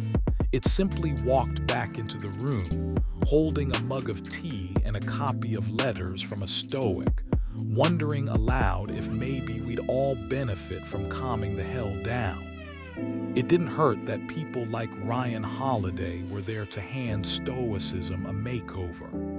Instead of droning lectures in a stoa, we now get Instagram carousels and bestsellers with titles like "The Obstacle is the Way," which sounds like a bumper sticker, but also makes you feel slightly wiser every time you whisper it in traffic.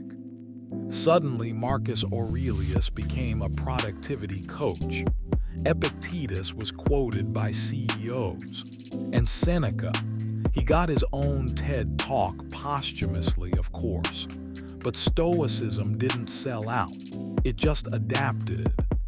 After all, adaptation is kind of the point. Ancient Stoics taught resilience in the face of chaos.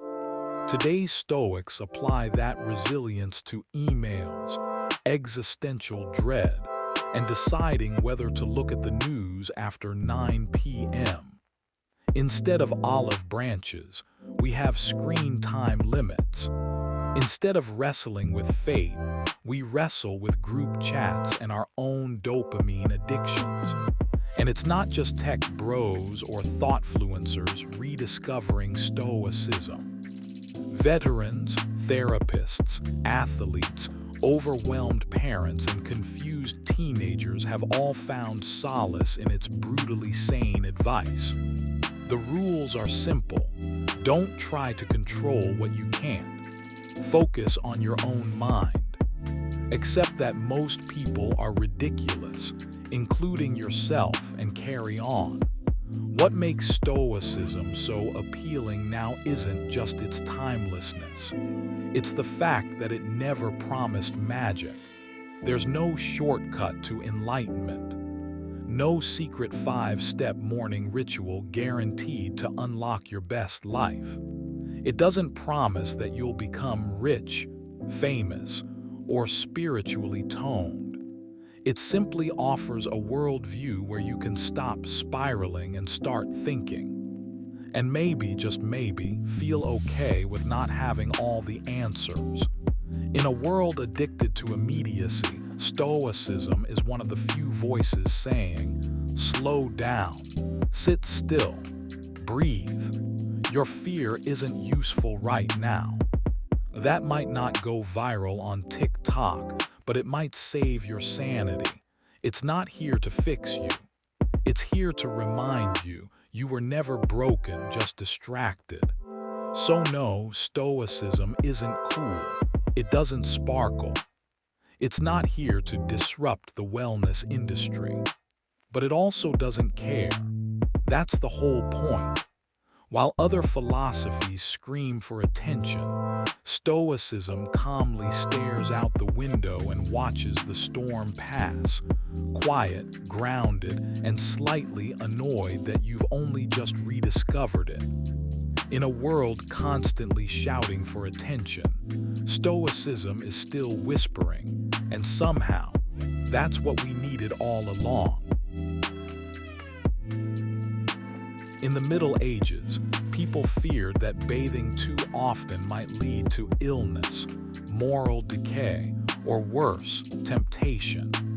But centuries before that, the Romans had taken the opposite approach. To bathe was not only to be clean, but to be civilized. If you think bathing is a personal, private, and efficient activity, A Roman would kindly suggest you rethink your entire relationship with warm water. In ancient Rome, public baths weren't backup options for those without private tubs.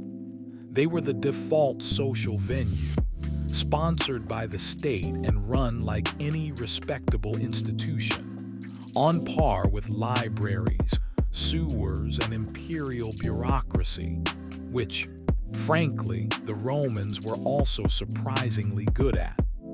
At the height of the empire, Rome had over 900 public baths, ranging from modest neighborhood soakers to sprawling complexes like the baths of Caracalla or Diocletian. These could accommodate thousands of citizens a day, from senators to slaves. But don't picture a quiet, meditative spa.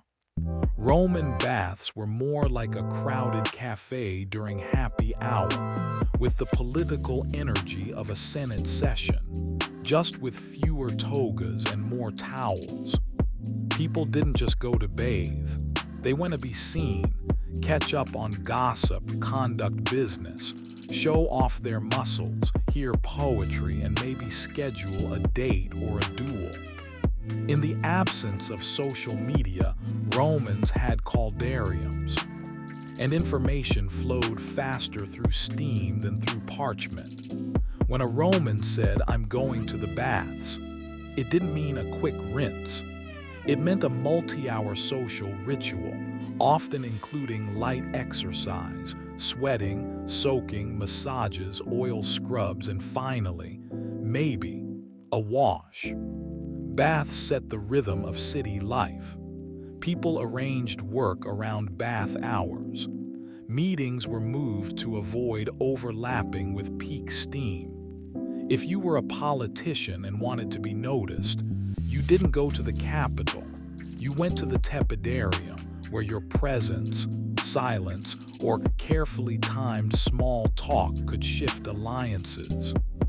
One Roman writer described the baths as the only place where one might hear poetry, criticize the empire, be touched by a slave, and encounter an ex before even putting clothes back on. If that doesn't beat your average Zoom meeting, we don't know what does. And yes, social stratification still applied even while semi-naked. Where you sat, what oil was used, who scrubbed your back, it all said something. Some came to flaunt status, some to observe, some just to overhear a senator whisper about a scandal. Baths were also where relationships were formed or ruptured. A missed greeting, a wrong joke, or a poorly timed philosophical comment could mean losing a friend, a contract, or both. And strangely, cleanliness wasn't even the top priority. For many, hot water was an excuse. Presence was the purpose.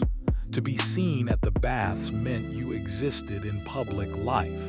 To skip them too often, suspicious, antisocial, possibly Greek. In short, the Roman bath wasn't just a place to scrub your back. It was a microcosm of civilization itself, carried on waves of steam and small talk. The Romans didn't just bathe for leisure. They bathed with engineering swagger. While the rest of the ancient world was still figuring out how to boil water without burning down the house, the Romans had invented a full-blown central heating system. And they used it to make sure every drop of hot water arrived on time, at the right temperature, in a room that echoed just enough to make your gossip sound important. At the heart of it all was the hypocaust, a genius-level system that pumped heat under floors and into walls. No visible flames, no smoke, just a steady stream of warmth that made every bathhouse feel like it was flirting with a low-level volcano. The hypocaust didn't just heat rooms, it engineered atmosphere. Here, how it worked. A furnace outside the main building generated hot air, which flowed beneath the raised floors supported by brick pillars and up into hollow walls. The entire bathhouse became one big ceramic radiator. If your feet felt warm and your skin started to sweat, it wasn't divine intervention. It was Roman plumbing whispering, "You're welcome." And then there was water.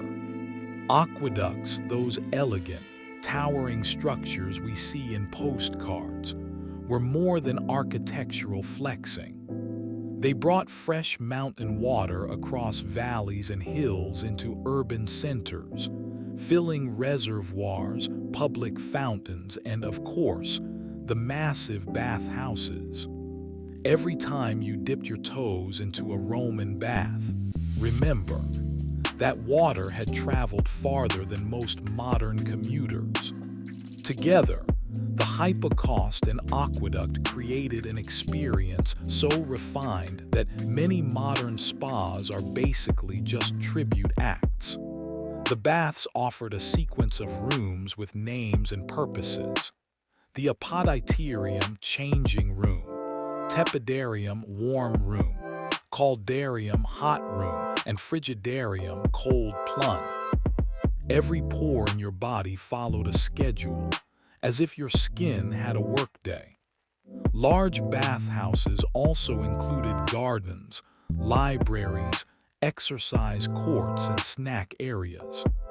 One could stretch, soak, read Horace, get a massage, and eat figs, all without leaving the compound. It wasn't a bath, it was a wellness ecosystem, and like all good Roman things, it was highly choreographed. People didn't just wander. They moved through the space like pieces on a thermal chessboard, from warm-up to meltdown to cool-down. It was less hygiene, more ritual, and every step was optimized. Let's not forget the sewage system, because even luxury needs a drain. Wastewater was carefully funneled into underground systems that kept the facilities clean and relatively odor-free. Some bathhouses even recycled water because while the Romans were rich, they weren't stupid. Of course, all of this came at a cost, but emperors and city officials invested heavily in bathhouses, not just for hygiene but for civic pride and public morale. A clean, relaxed citizen was a less rebellious one. A bathhouse wasn't a luxury, it was part of statecraft. Some emperors like Caracalla and Trajan built baths so massive and ornate that they doubled as architectural propaganda. Soaring arches, mosaic floors, vaulted ceilings. They weren't saying, "We like baths." They were saying, "Look what Rome can do with steam." And perhaps the most Roman thing of all, the fact that while you sat sweating under marble columns, you were part of a system so precise, so engineered, so purposeful, you could almost forget you were naked. If you think news spreads fastest through press briefings, gossip columns, or modern-day social media, you haven't met a Roman caldarium. Because next to all the sweating and scrubbing, Roman baths doubled as the empire's most efficient rumor mill. Yes, the water was warm, but the information, scalding. More than a place to clean yourself, the bathhouse was where you learned who was sleeping with whom, which senator had fallen out of favor, how grain prices were moving, and whether anyone was quietly planning a coup. Forget official channels. If something was worth knowing, it made its way into the steam. You didn't need to follow 500 people or set up alerts. You just had to show up at the right bath, at the right hour, and soak with the right crowd. It was public discourse in a towel. Each bathhouse functioned as a hybrid cafe, political salon, trading floor, and daytime soap opera. People came not to bathe quietly, but to speak, listen, speculate, and let's be honest, gossip. The bath was less of a cleansing ritual and more of a live-streamed group chat, powered by heat and human nature. A whispered comment in the tepidarium could become a market panic by lunch. By dinner, it might result in someone being quietly exiled. That's the speed of steam-based communications. Savvy politicians knew this.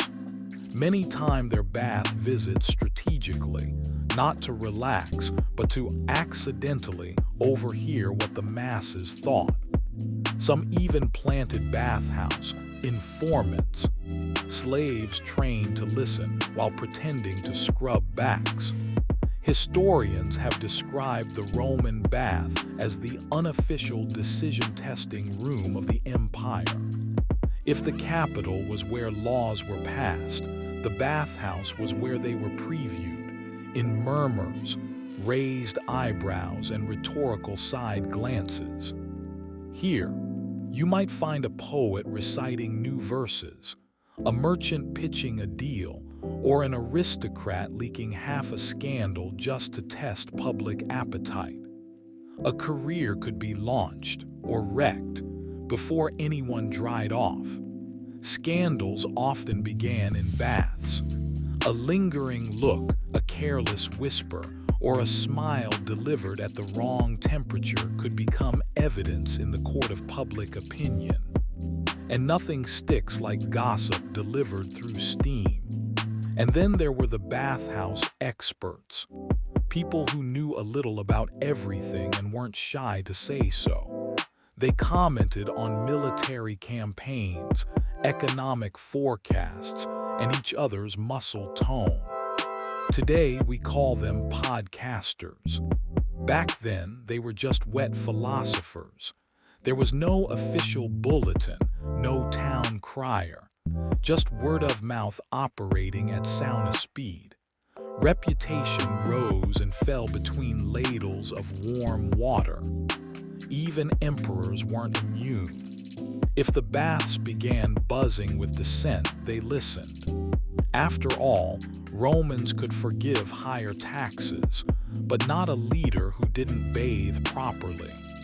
In some cases, laws and strategies were intentionally leaked into the bathhouse first. If the reaction was lukewarm, pun intended, the idea went back to the drawing board. But if it gained traction in the steam, it might just reach the Senate. The bathhouse was a network, not a building. No filters, no moderators, just opinions, some informed, some absurd, floating between bodies and bouncing off marble. And perhaps the strangest part, all this happened while mostly naked. No robes to signal rank, no armor to intimidate, just sweat, breath, and a level of intimacy that made every secret feel heavier and somehow more credible. In the end, what happened in the bathhouse sometimes mattered more than what happened in the palace. Which is why the Romans bathed daily, not because they were dirty, but because they were invested. After soaking up enough gossip to make Cicero blush, a Roman wasn't done bathing. Far from it. The real ritual was just beginning. Because for the Romans, the bathhouse wasn't just where you cleaned your body. It was where you rebuilt your entire being, physically, mentally, and occasionally philosophically. Let's start with the basics, the body. Before even entering the bath zones, many large bathhouses had a palestra, an open-air gymnasium where men would box, wrestle, throw discs, or engage in exercises that ensured they'd be sweating before they even hit the caldarium. Some did it for health, others for show. A few just needed to justify how much cheese they planned to eat that night. Then came the circuit: warm room, hot room, cold plunge. But this wasn't random. Roman physicians swore by it. The heat opened the pores. The oils helped draw out impurities. The cold sealed everything back in, supposedly with virtue.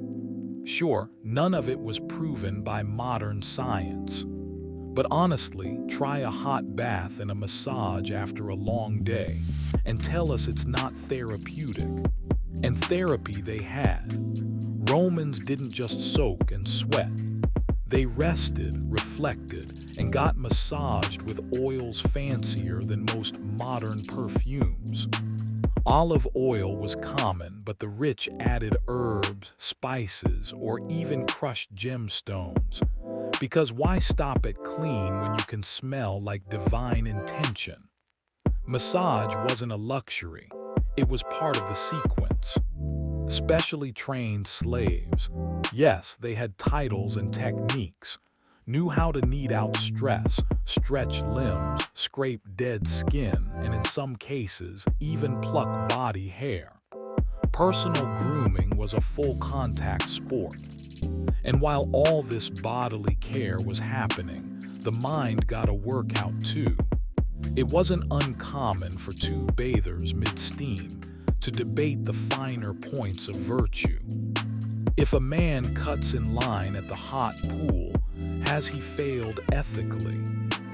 Is longing for premium massage oil a moral weakness? Would Zeno allow me to enjoy this eucalyptus-scented silence? Yes, it sounds absurd, but in Roman society, a well-balanced citizen wasn't just strong and clean. He was thoughtful. He could sit in steam and still ponder fate, death, and duty. Some emperors, like Marcus Aurelius, were known to reflect in silence during their bath rituals, not because no one wanted to talk to them, but because the bath was a rare moment of honesty, with the body, the mind, and occasionally the soul. The bathhouse was where public life paused, not ended but softened, disarmed. Here, a general and a grain merchant could soak side by side. The noise of Rome dimmed, and in its place, breath, warmth, and a strangely democratic silence. Even the lowest classes benefited. Soldiers, freedmen, laborers. They couldn't afford private doctors or vacations, but they could afford the bath. Public hygiene was, for once, truly public, and with it came dignity. For the elite, it was about prestige. Who massaged you? What oils were used? Which corner of the tepidarium you claimed? But even they had to share steam. And in sharing, perhaps they remembered, bodies sweat the same no matter your title. To the Romans, a healthy society wasn't just clean, it was relaxed, and a relaxed citizen was a cooperative one. No wonder emperors invested in bathhouses like modern leaders invest in broadband. Some rulers could have soaked alone in private pools, but many chose to bathe with the people. Why? To listen, to observe, or maybe just to remind themselves what it meant to be human, naked, steamed, and a little oily. If you were hoping that Roman bathhouses were utopias of equality, where people stripped away their clothes and their social ranks together, sorry. Even in a towel, the class system stayed firmly in place. Yes, baths were public, but not everyone bathed equally. The time of day, the oils used, who scrubbed you, even which pool you entered, it all said something. The elite arrived with personal slaves, fine linens, scented oils, and maybe even a portable stool. They didn't mingle unless they wanted to. They had their corners, their preferred rooms, their bathhouse reputations. Bath schedules were often divided. Women in the morning, men in the afternoon, and sometimes even separate hours for slaves or the poor. Some bathhouses had distinct sections for different social groups. Others used timing to avoid awkward encounters, like between a senator and the guy who empties his chamber pot. Even your oil mattered. Olive oil was common, but add amber, rose, or exotic spices, and you weren't just moisturizing, you were making a statement. Yet strangely, the baths were still one of the few places in Rome where classes overlapped, if only briefly and barefoot. A merchant could overhear a senator. A freedman might chat with a scholar. A general might accidentally lock eyes with a poet and immediately regret it. That tension between hierarchy and proximity is what made Roman baths so socially charged. Everything mattered: how you walked, who you talked to, which bench you dried off on. And in that setting, relationships were built or broken. A promotion could be hinted at in steam. A grudge aired during a massage. A flirtation attempted and instantly regretted in the cold plunge. Rome exported this bath culture everywhere its legions went. And when the empire fell, so did many of its great bathhouses. Mosaic floors crumbled. Marble pools grew moss. Steam gave way to silence. But the idea of the bath didn't die. It migrated. In the Islamic world, especially across the Middle East and North Africa, Roman bath culture was reborn as the hammam, a place that preserved not just hygiene but spiritual and communal purification. The sequence of hot room, warm room, cold room remained. So did the architectural sophistication. Radiant floors, vaulted ceilings, flowing water, ritualistic flow. In the hammam, bathing became an act of faith, cleansing the body to prepare the soul.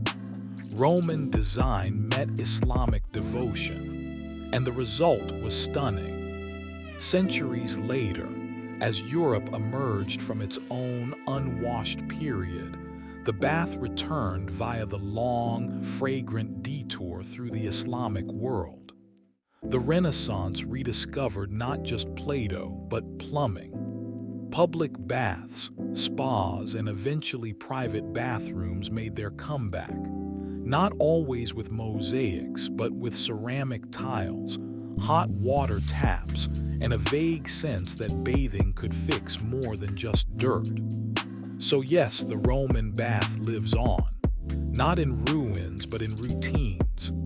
Every time you run a hot bath, step into a sauna, or eavesdrop in a locker room, you echo Rome. And in that moment, bare, tired, and hoping the hot water holds, you're not just cleaning up. You're participating in one of history's longest, steamiest conversations. In the end, Roman baths weren't just about getting clean. They were where the empire sweated, schemed, flexed, flirted, and for a brief moment remembered what it meant to be human, mostly naked and just trying to stay warm. If the Romans believed that steam, architecture, and massages could keep their empire running smoothly, the Egyptians took a more celestial route, healing not just with herbs and heat, but by negotiating with the cosmos, whispering to gods, and occasionally blaming headaches on misaligned stars. Step out of the Roman bathhouse, cross the desert, and enter the Egyptian temple, where doctors didn't just treat illness, they communed with the divine. In ancient Egypt, being a doctor wasn't simply about memorizing symptoms.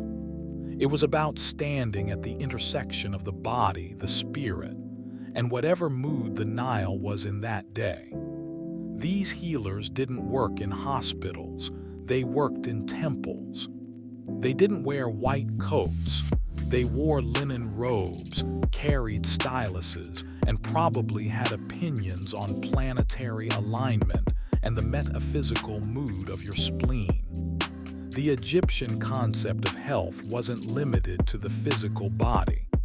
The body was just one piece of a sprawling metaphysical puzzle which included your Ka, life force, Ba, soul with wings, Ren, true name, Shu, shadow, and maybe even your reputation with the god Thoth. So if you had a headache, it might be dehydration, or a spiritual imbalance caused by a neglected ancestor. When a patient arrived, treatment could involve observing skin tone and pulse. Yes, they checked pulses, prescribing herbs, and crucially, performing a brief ritual that included incense, chanting, and possibly drawing protective symbols directly onto your chest. Imagine going to urgent care and leaving with a poultice, a pep talk from a priest, and a beetle-shaped amulet pinned to your shirt. That was Tuesday in Thebes. Egyptian doctors believed in treating the visible and the invisible at the same time. A remedy might include garlic, honey, and recite this prayer 3 times facing east before sunrise. If the infection didn't retreat, maybe the evil spirit would. And if you got better, was it the medicine or the divine intervention? Either way, the result was celebrated. Their approach wasn't superstition, it was strategic redundancy. Treat the body and the soul, cover all dimensions just in case. You never knew whether the root of your cough was bacterial or karmic. Why risk it? To understand how seriously they took this, you only need to look at their vocabulary. The human being wasn't just flesh and breath. It was a system of energies, names, shadows, forces, and intentions, each of which had to be in alignment. Healing meant more than recovery. It meant restoration of universal balance, like a cosmic chiropractic adjustment. Doctors trained not in clinics but in temple schools, where they learned not only pharmacology and anatomy, but also astronomy, ritual speech, symbolic writing, and how not to mispronounce the name of a healing god, which, in this system, was basically malpractice. If you were lucky enough to be treated by one of these healers, you weren't just getting medicine. You were entering a cosmic negotiation. Your sore throat wasn't just inflammation. It was a conversation your spirit had forgotten to finish. And the tools, not just salves and scalpels, but symbols, sacred drawings, amulets, spoken words with power. The Eye of Horus didn't just decorate the papyrus, it protected the patient. The physician didn't just diagnose. They interpreted dreams, calmed spirits, and probably gave surprisingly good life advice. Being a good Egyptian doctor meant knowing when to apply resin and when to shut up and let the prayer do its work. Knowing when to mix herbs and when to step aside so the goddess Sekhmet could step in. In short, it required medical skill, spiritual diplomacy, and an impressive ability to stay serious while chanting to a bird-headed deity. In a way, Egyptian medicine was the world's first integrated care system, treating symptoms, emotions, and the cosmic harmony of the patient, all in one place. Sure, they didn't have antibiotics, but they had honey, incantations, and a worldview where nothing was just physical. And sometimes, That's exactly what healing needs. A little science, a little magic, and someone who knows which god to call on when your kidneys start acting up. If ancient Egyptian medicine had a defining feature, it wasn't just the herbs, the rituals, or the oddly specific instructions about which direction to face when reciting a healing chant. It was the fact that they wrote everything down with great care, surprising detail, and just the right amount of red ink to make you nervous.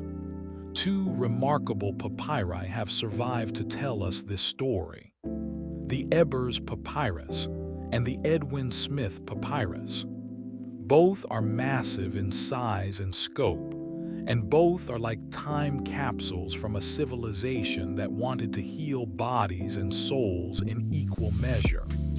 The Ebers Papyrus reads like a medical encyclopedia from another dimension. 20 meters of recipes, remedies, observations, and divine invocations. You'll find treatments for headaches, indigestion, and curses, all woven together as if they're part of the same natural process. The logic seems to be, treat the symptom, calm the soul, and don't forget to say something nice to the gods while you're at it. It's not entirely clear whether the remedies work because of the ingredients or because of the poetry, but the balance between science and spirituality is strangely elegant. A remedy might call for honey, garlic, and a prayer whispered before sunrise. If you're skeptical, that's fine. But if you're desperate, and remember, people in ancient Egypt often were, why not try both? In contrast, the Edwin Smith Papyrus feels like the work of someone who's seen a battlefield. It's focused, unsentimental, and clearly written by people who didn't have time for incantations while someone's skull was cracked open. There are clear instructions for what to do when a bone is broken or when a wound won't stop bleeding. Prognoses are brutally honest. Sometimes the recommendation is simply, this cannot be treated. Even in ancient times, triage was a thing. What's fascinating is how methodical both documents are. They represent a genuine effort to organize knowledge, observe symptoms, and draw conclusions.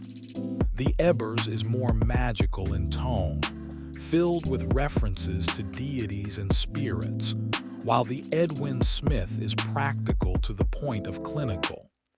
Together, they show that Egyptian medicine operated on two tracks, one grounded in what we now call science, and one rooted in the belief that the world was far too mysterious to be explained by physical causes alone. And perhaps they were right. Modern medicine has its power, no doubt, but sometimes people need more than a pill. They need comfort, context, and a sense that their suffering fits into a larger story. The Egyptians gave their patients all of that, in the form of metaphor, ritual, and words that carried symbolic weight. In this world, the act of writing a prescription was closer to composing a spell. Words were chosen carefully, symbols drawn with precision, and the line between diagnosis and poetry was deliberately blurred. A doctor wasn't just a technician. They were a performer of knowledge, a guide between worlds, and someone who understood that fear could be as toxic as fever. Today, when we read these ancient texts, it's easy to laugh at the magic and miss the structure. But look closer, and you'll find a serious attempt to understand illness, not just as a breakdown of the body, but as a signal from something deeper. These doctors knew they didn't know everything. So they left room for the unknown, addressed it with reverence, and in doing so, built a healing tradition that lasted thousands of years. Somewhere in the long, sun-bleached timeline of human history, ancient Egyptians looked at a patch of barley and thought, "This could tell us if she's pregnant." And thus began one of the earliest known forms of pregnancy testing. No plastic sticks, no digital screens, just seeds and the patient's urine. It may sound absurd, but in this case, ancient intuition had a surprisingly solid hit rate. Modern studies have shown that hormonal changes in pregnant women's urine can, in fact, affect seed germination. So while the average Egyptian woman wasn't working with lab equipment, she may have been unknowingly running a kind of proto-bioassay in her backyard. But pregnancy testing was only the beginning of ancient Egypt's wildly inventive approach to reproductive health. When it came to birth control, things got more imaginative. One particularly bold method involved inserting crocodile dung. Yes, actual crocodile feces, mixed with honey and other organic materials into the vagina as a contraceptive barrier. If that makes you wince, you're not alone. The idea, apparently, was to create a physical and symbolic wall against conception. Crocodiles were sacred to certain gods, and their waste was, somehow, thought to be both spiritually potent and practically effective. Less alarming alternatives did exist. Herbal mixtures, resins, fermented plants, all were used in attempts to prevent pregnancy or regulate the cycle. Effectiveness was hit or miss, but the effort was consistent. The Egyptians clearly understood that the body could be influenced by what entered it, and that intention mattered just as much as chemistry. They approached contraception not only as a biological puzzle, but as a negotiation with the divine forces that governed fertility, fate, and timing. And once a woman was pregnant, the medical-spiritual hybrid model only deepened. Pregnancy was seen as a vulnerable state, not just physically, but cosmically. Protective amulets were worn to guard the womb from spirits or bad omens. The image of the dwarf god Bes, a fiercely ugly but well-meaning creature, was commonly used to protect mother and child. Bes wasn't beautiful, but he got the job done, like a bodyguard who wasn't much for conversation. Alongside charms, women often recited birth incantations or had them spoken over them during labor. These weren't just soothing chants. They were poetic instructions to the body and spiritual nudges to the forces that govern childbirth. A uterus wasn't simply a muscle, it was a gateway. And like any respectable gateway in ancient Egypt, it required ceremonial clearance and possibly a small prayer toll to open properly. And if you think all this sounds dramatic, remember, childbirth was a major medical risk in the ancient world. There were no antiseptics, no epidurals, and no cesareans. If you wanted to survive labor, you needed more than luck. You needed divine backup, community support, and maybe a well-placed statue of Bastet, the cat-headed goddess of protection and domestic harmony. What makes this all the more fascinating is that women weren't just the focus of these rituals. They were often the ones performing them. Ancient Egypt recognized female physicians, midwives, and specialists in reproductive health. These weren't shadowy figures operating in secret. They were respected practitioners who kept records, offered treatments, and understood the cycle of life in ways that male scribes probably didn't dare to ask about. In some cases, these women wrote the very texts that guided their peers for generations. So yes, some of their methods were strange. Some were uncomfortable, others were outright terrifying. But they were part of a larger worldview, one where reproduction wasn't just biology, it was destiny, spirit, and survival. And instead of pretending they understood it all, the Egyptians built systems that addressed every layer of the experience. They wrapped science in symbolism, surrounded medicine with myth, and in doing so, created a reproductive care model that was wildly creative, sometimes effective, and always serious. Because to them, a baby wasn't just a baby. It was a promise, a soul entering the world, a spark passed down through generations and guarded fiercely by women, gods, and maybe even a handful of seeds in a clay pot. It's tempting to imagine ancient Egyptian medicine as little more than incense, amulets, and gentle chanting beside a lotus pond. But that would be a mistake.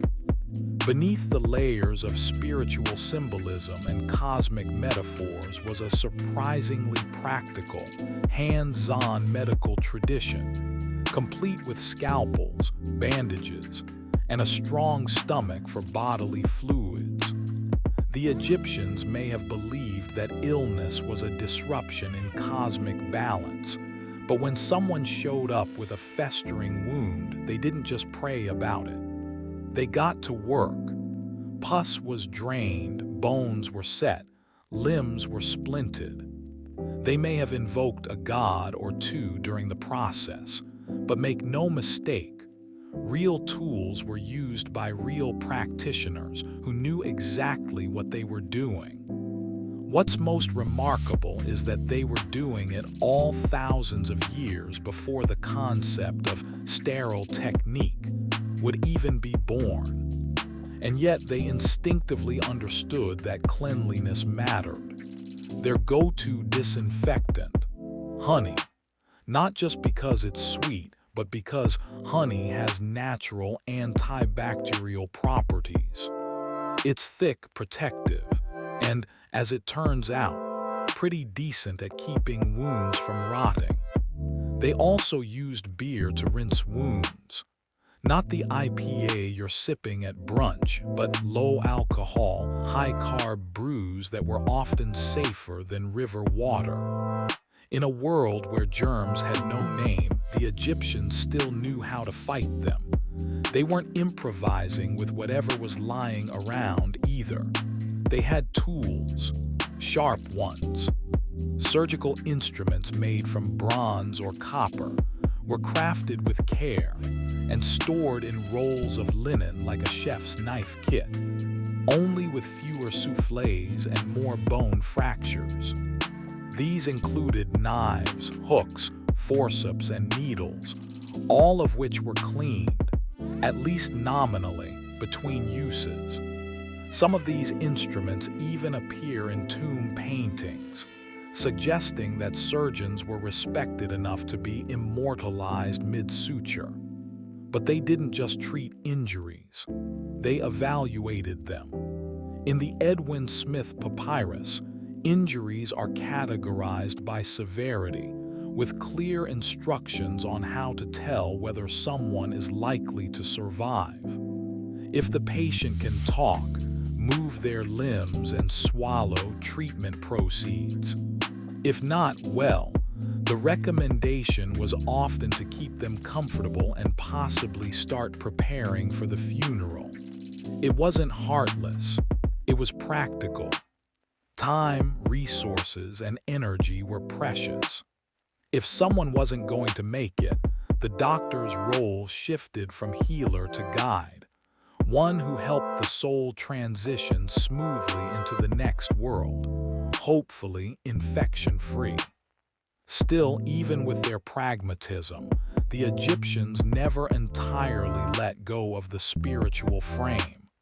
Every treatment, even the most physical, was embedded in meaning. A cut wasn't just a break in the skin. It was a tear in your protective energy. So sealing it required both stitching and spiritual reinforcement. Honey went on the wound. A prayer went to the gods. Both were considered essential. These procedures didn't happen in back alley huts either. Many were performed in a place known as the House of Life, a kind of temple clinic hybrid where priests, physicians, and scholars worked side by side. It wasn't a hospital in the modern sense, but it wasn't a religious day spa either. It was a place where knowledge was preserved, copied, and expanded, where healing was both a sacred calling and a technical craft. Students who trained there didn't just study anatomy. They studied math, astronomy, theology, and the finer points of how to speak to a patient's ka without offending their shoot. They were expected to diagnose not just what was wrong with a person's body, but what might be off in their spiritual alignment, and whether Mercury had been in a bad mood that week. Doctors weren't merely professionals. They were intermediaries between worlds. Their job was to mend the flesh, yes, but also to rebalance the patient's place in the grand metaphysical circuitry of the universe. And sometimes, they did all this while covered in beer-soaked linen and shouting over someone in active labor.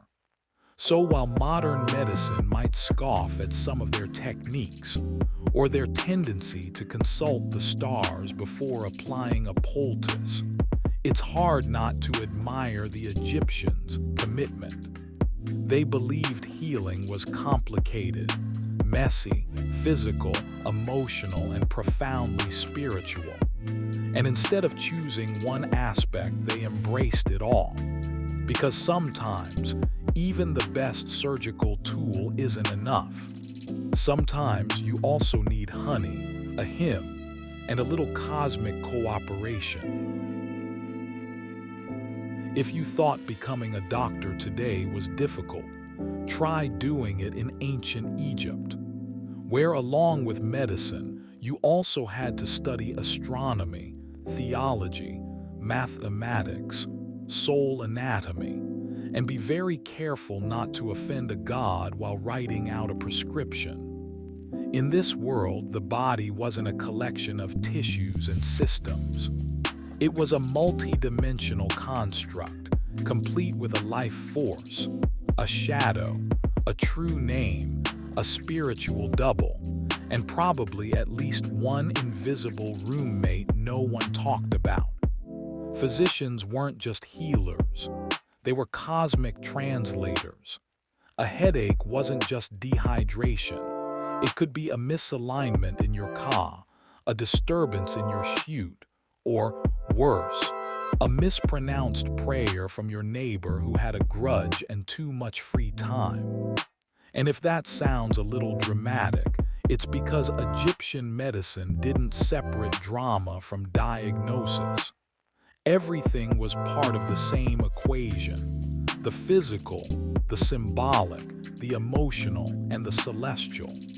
Remarkably, women weren't pushed to the margins of this system. They were placed near the center. Unlike many ancient cultures, Egypt recognized female healers, particularly in reproductive health. These weren't midwives operating in shadows. They were trained professionals with titles, tools, and patience. They studied, recorded cases, and in some instances, wrote the very medical texts that would guide their peers for generations. It made sense. If you were going to diagnose or treat uterine conditions, maybe you should ask someone who owns one. The gynecological texts they used weren't light reading. They addressed everything from menstrual irregularities to fertility predictions to what to do when your uterus seems to be wandering the body like a bored cat. Some of the ideas may sound strange now, but they reveal a system that was deeply engaged with how women's bodies worked and how to keep them in balance, both physically and spiritually. And then there was the training. You didn't just learn to be a doctor by hanging around someone who knew how to bandage a wound. You studied at the House of Life, a temple-based school where medicine was taught alongside philosophy, astronomy, and spiritual discipline. Students were expected to understand not only the human body, but the divine architecture it fit into. Healing wasn't about control. It was about cooperation with nature, the gods, and the rhythms of the stars. Prescriptions weren't scrawled notes on papyrus. They were precise, symbolic compositions, miniature rituals in written form. Every word mattered. The ink color mattered. Even the silence between instructions could carry meaning. Doctors learned when to speak, and more importantly, when not to. Some treatments were performed entirely in silence to avoid disrupting the spiritual energy being channeled through the patient's body. You weren't just fixing a wound. You were negotiating with the universe. This was healing as choreography. Every movement, gesture, word, and ingredient played a part. A balm wasn't just applied, it was introduced with reverence. An herb wasn't just crushed, it was invoked. The doctor wasn't just applying knowledge. They were weaving it into the story of the patient's life, aligning them once again with the flow of divine order, or at least trying not to make things worse. The end goal was never just make the pain stop. It was to restore balance, not just in the bloodstream, but in the metaphysical circuitry of the soul. To be healed was to be resynchronized, to feel like all parts of you, seen and unseen, were finally humming the same note again. And the doctor's job wasn't to impose that harmony. It was to listen for it, coax it back into place, and maybe whisper a prayer when the moment was right. So yes, they used honey and beer and chants. Yes, they spoke to gods and burned incense and drew protective symbols on walls and bodies. But they also observed, tested, adapted, and remembered. And through it all, they never forgot that the human being was more than a body. It was a mystery in motion, a riddle wrapped in bandages, a spirit housed in a soft, fragile, sacred shell. Egyptian medicine was never about choosing between science and superstition. It was about refusing to separate them in the first place. They treated the body, soothed the spirit, negotiated with the cosmos, and took notes while doing it.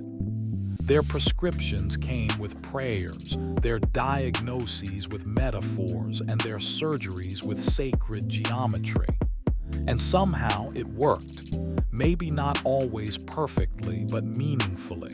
Which makes you wonder, in an age of endless data and cold diagnostics, perhaps what we're still looking for is what they already knew. Healing, at its best, is both precise and poetic.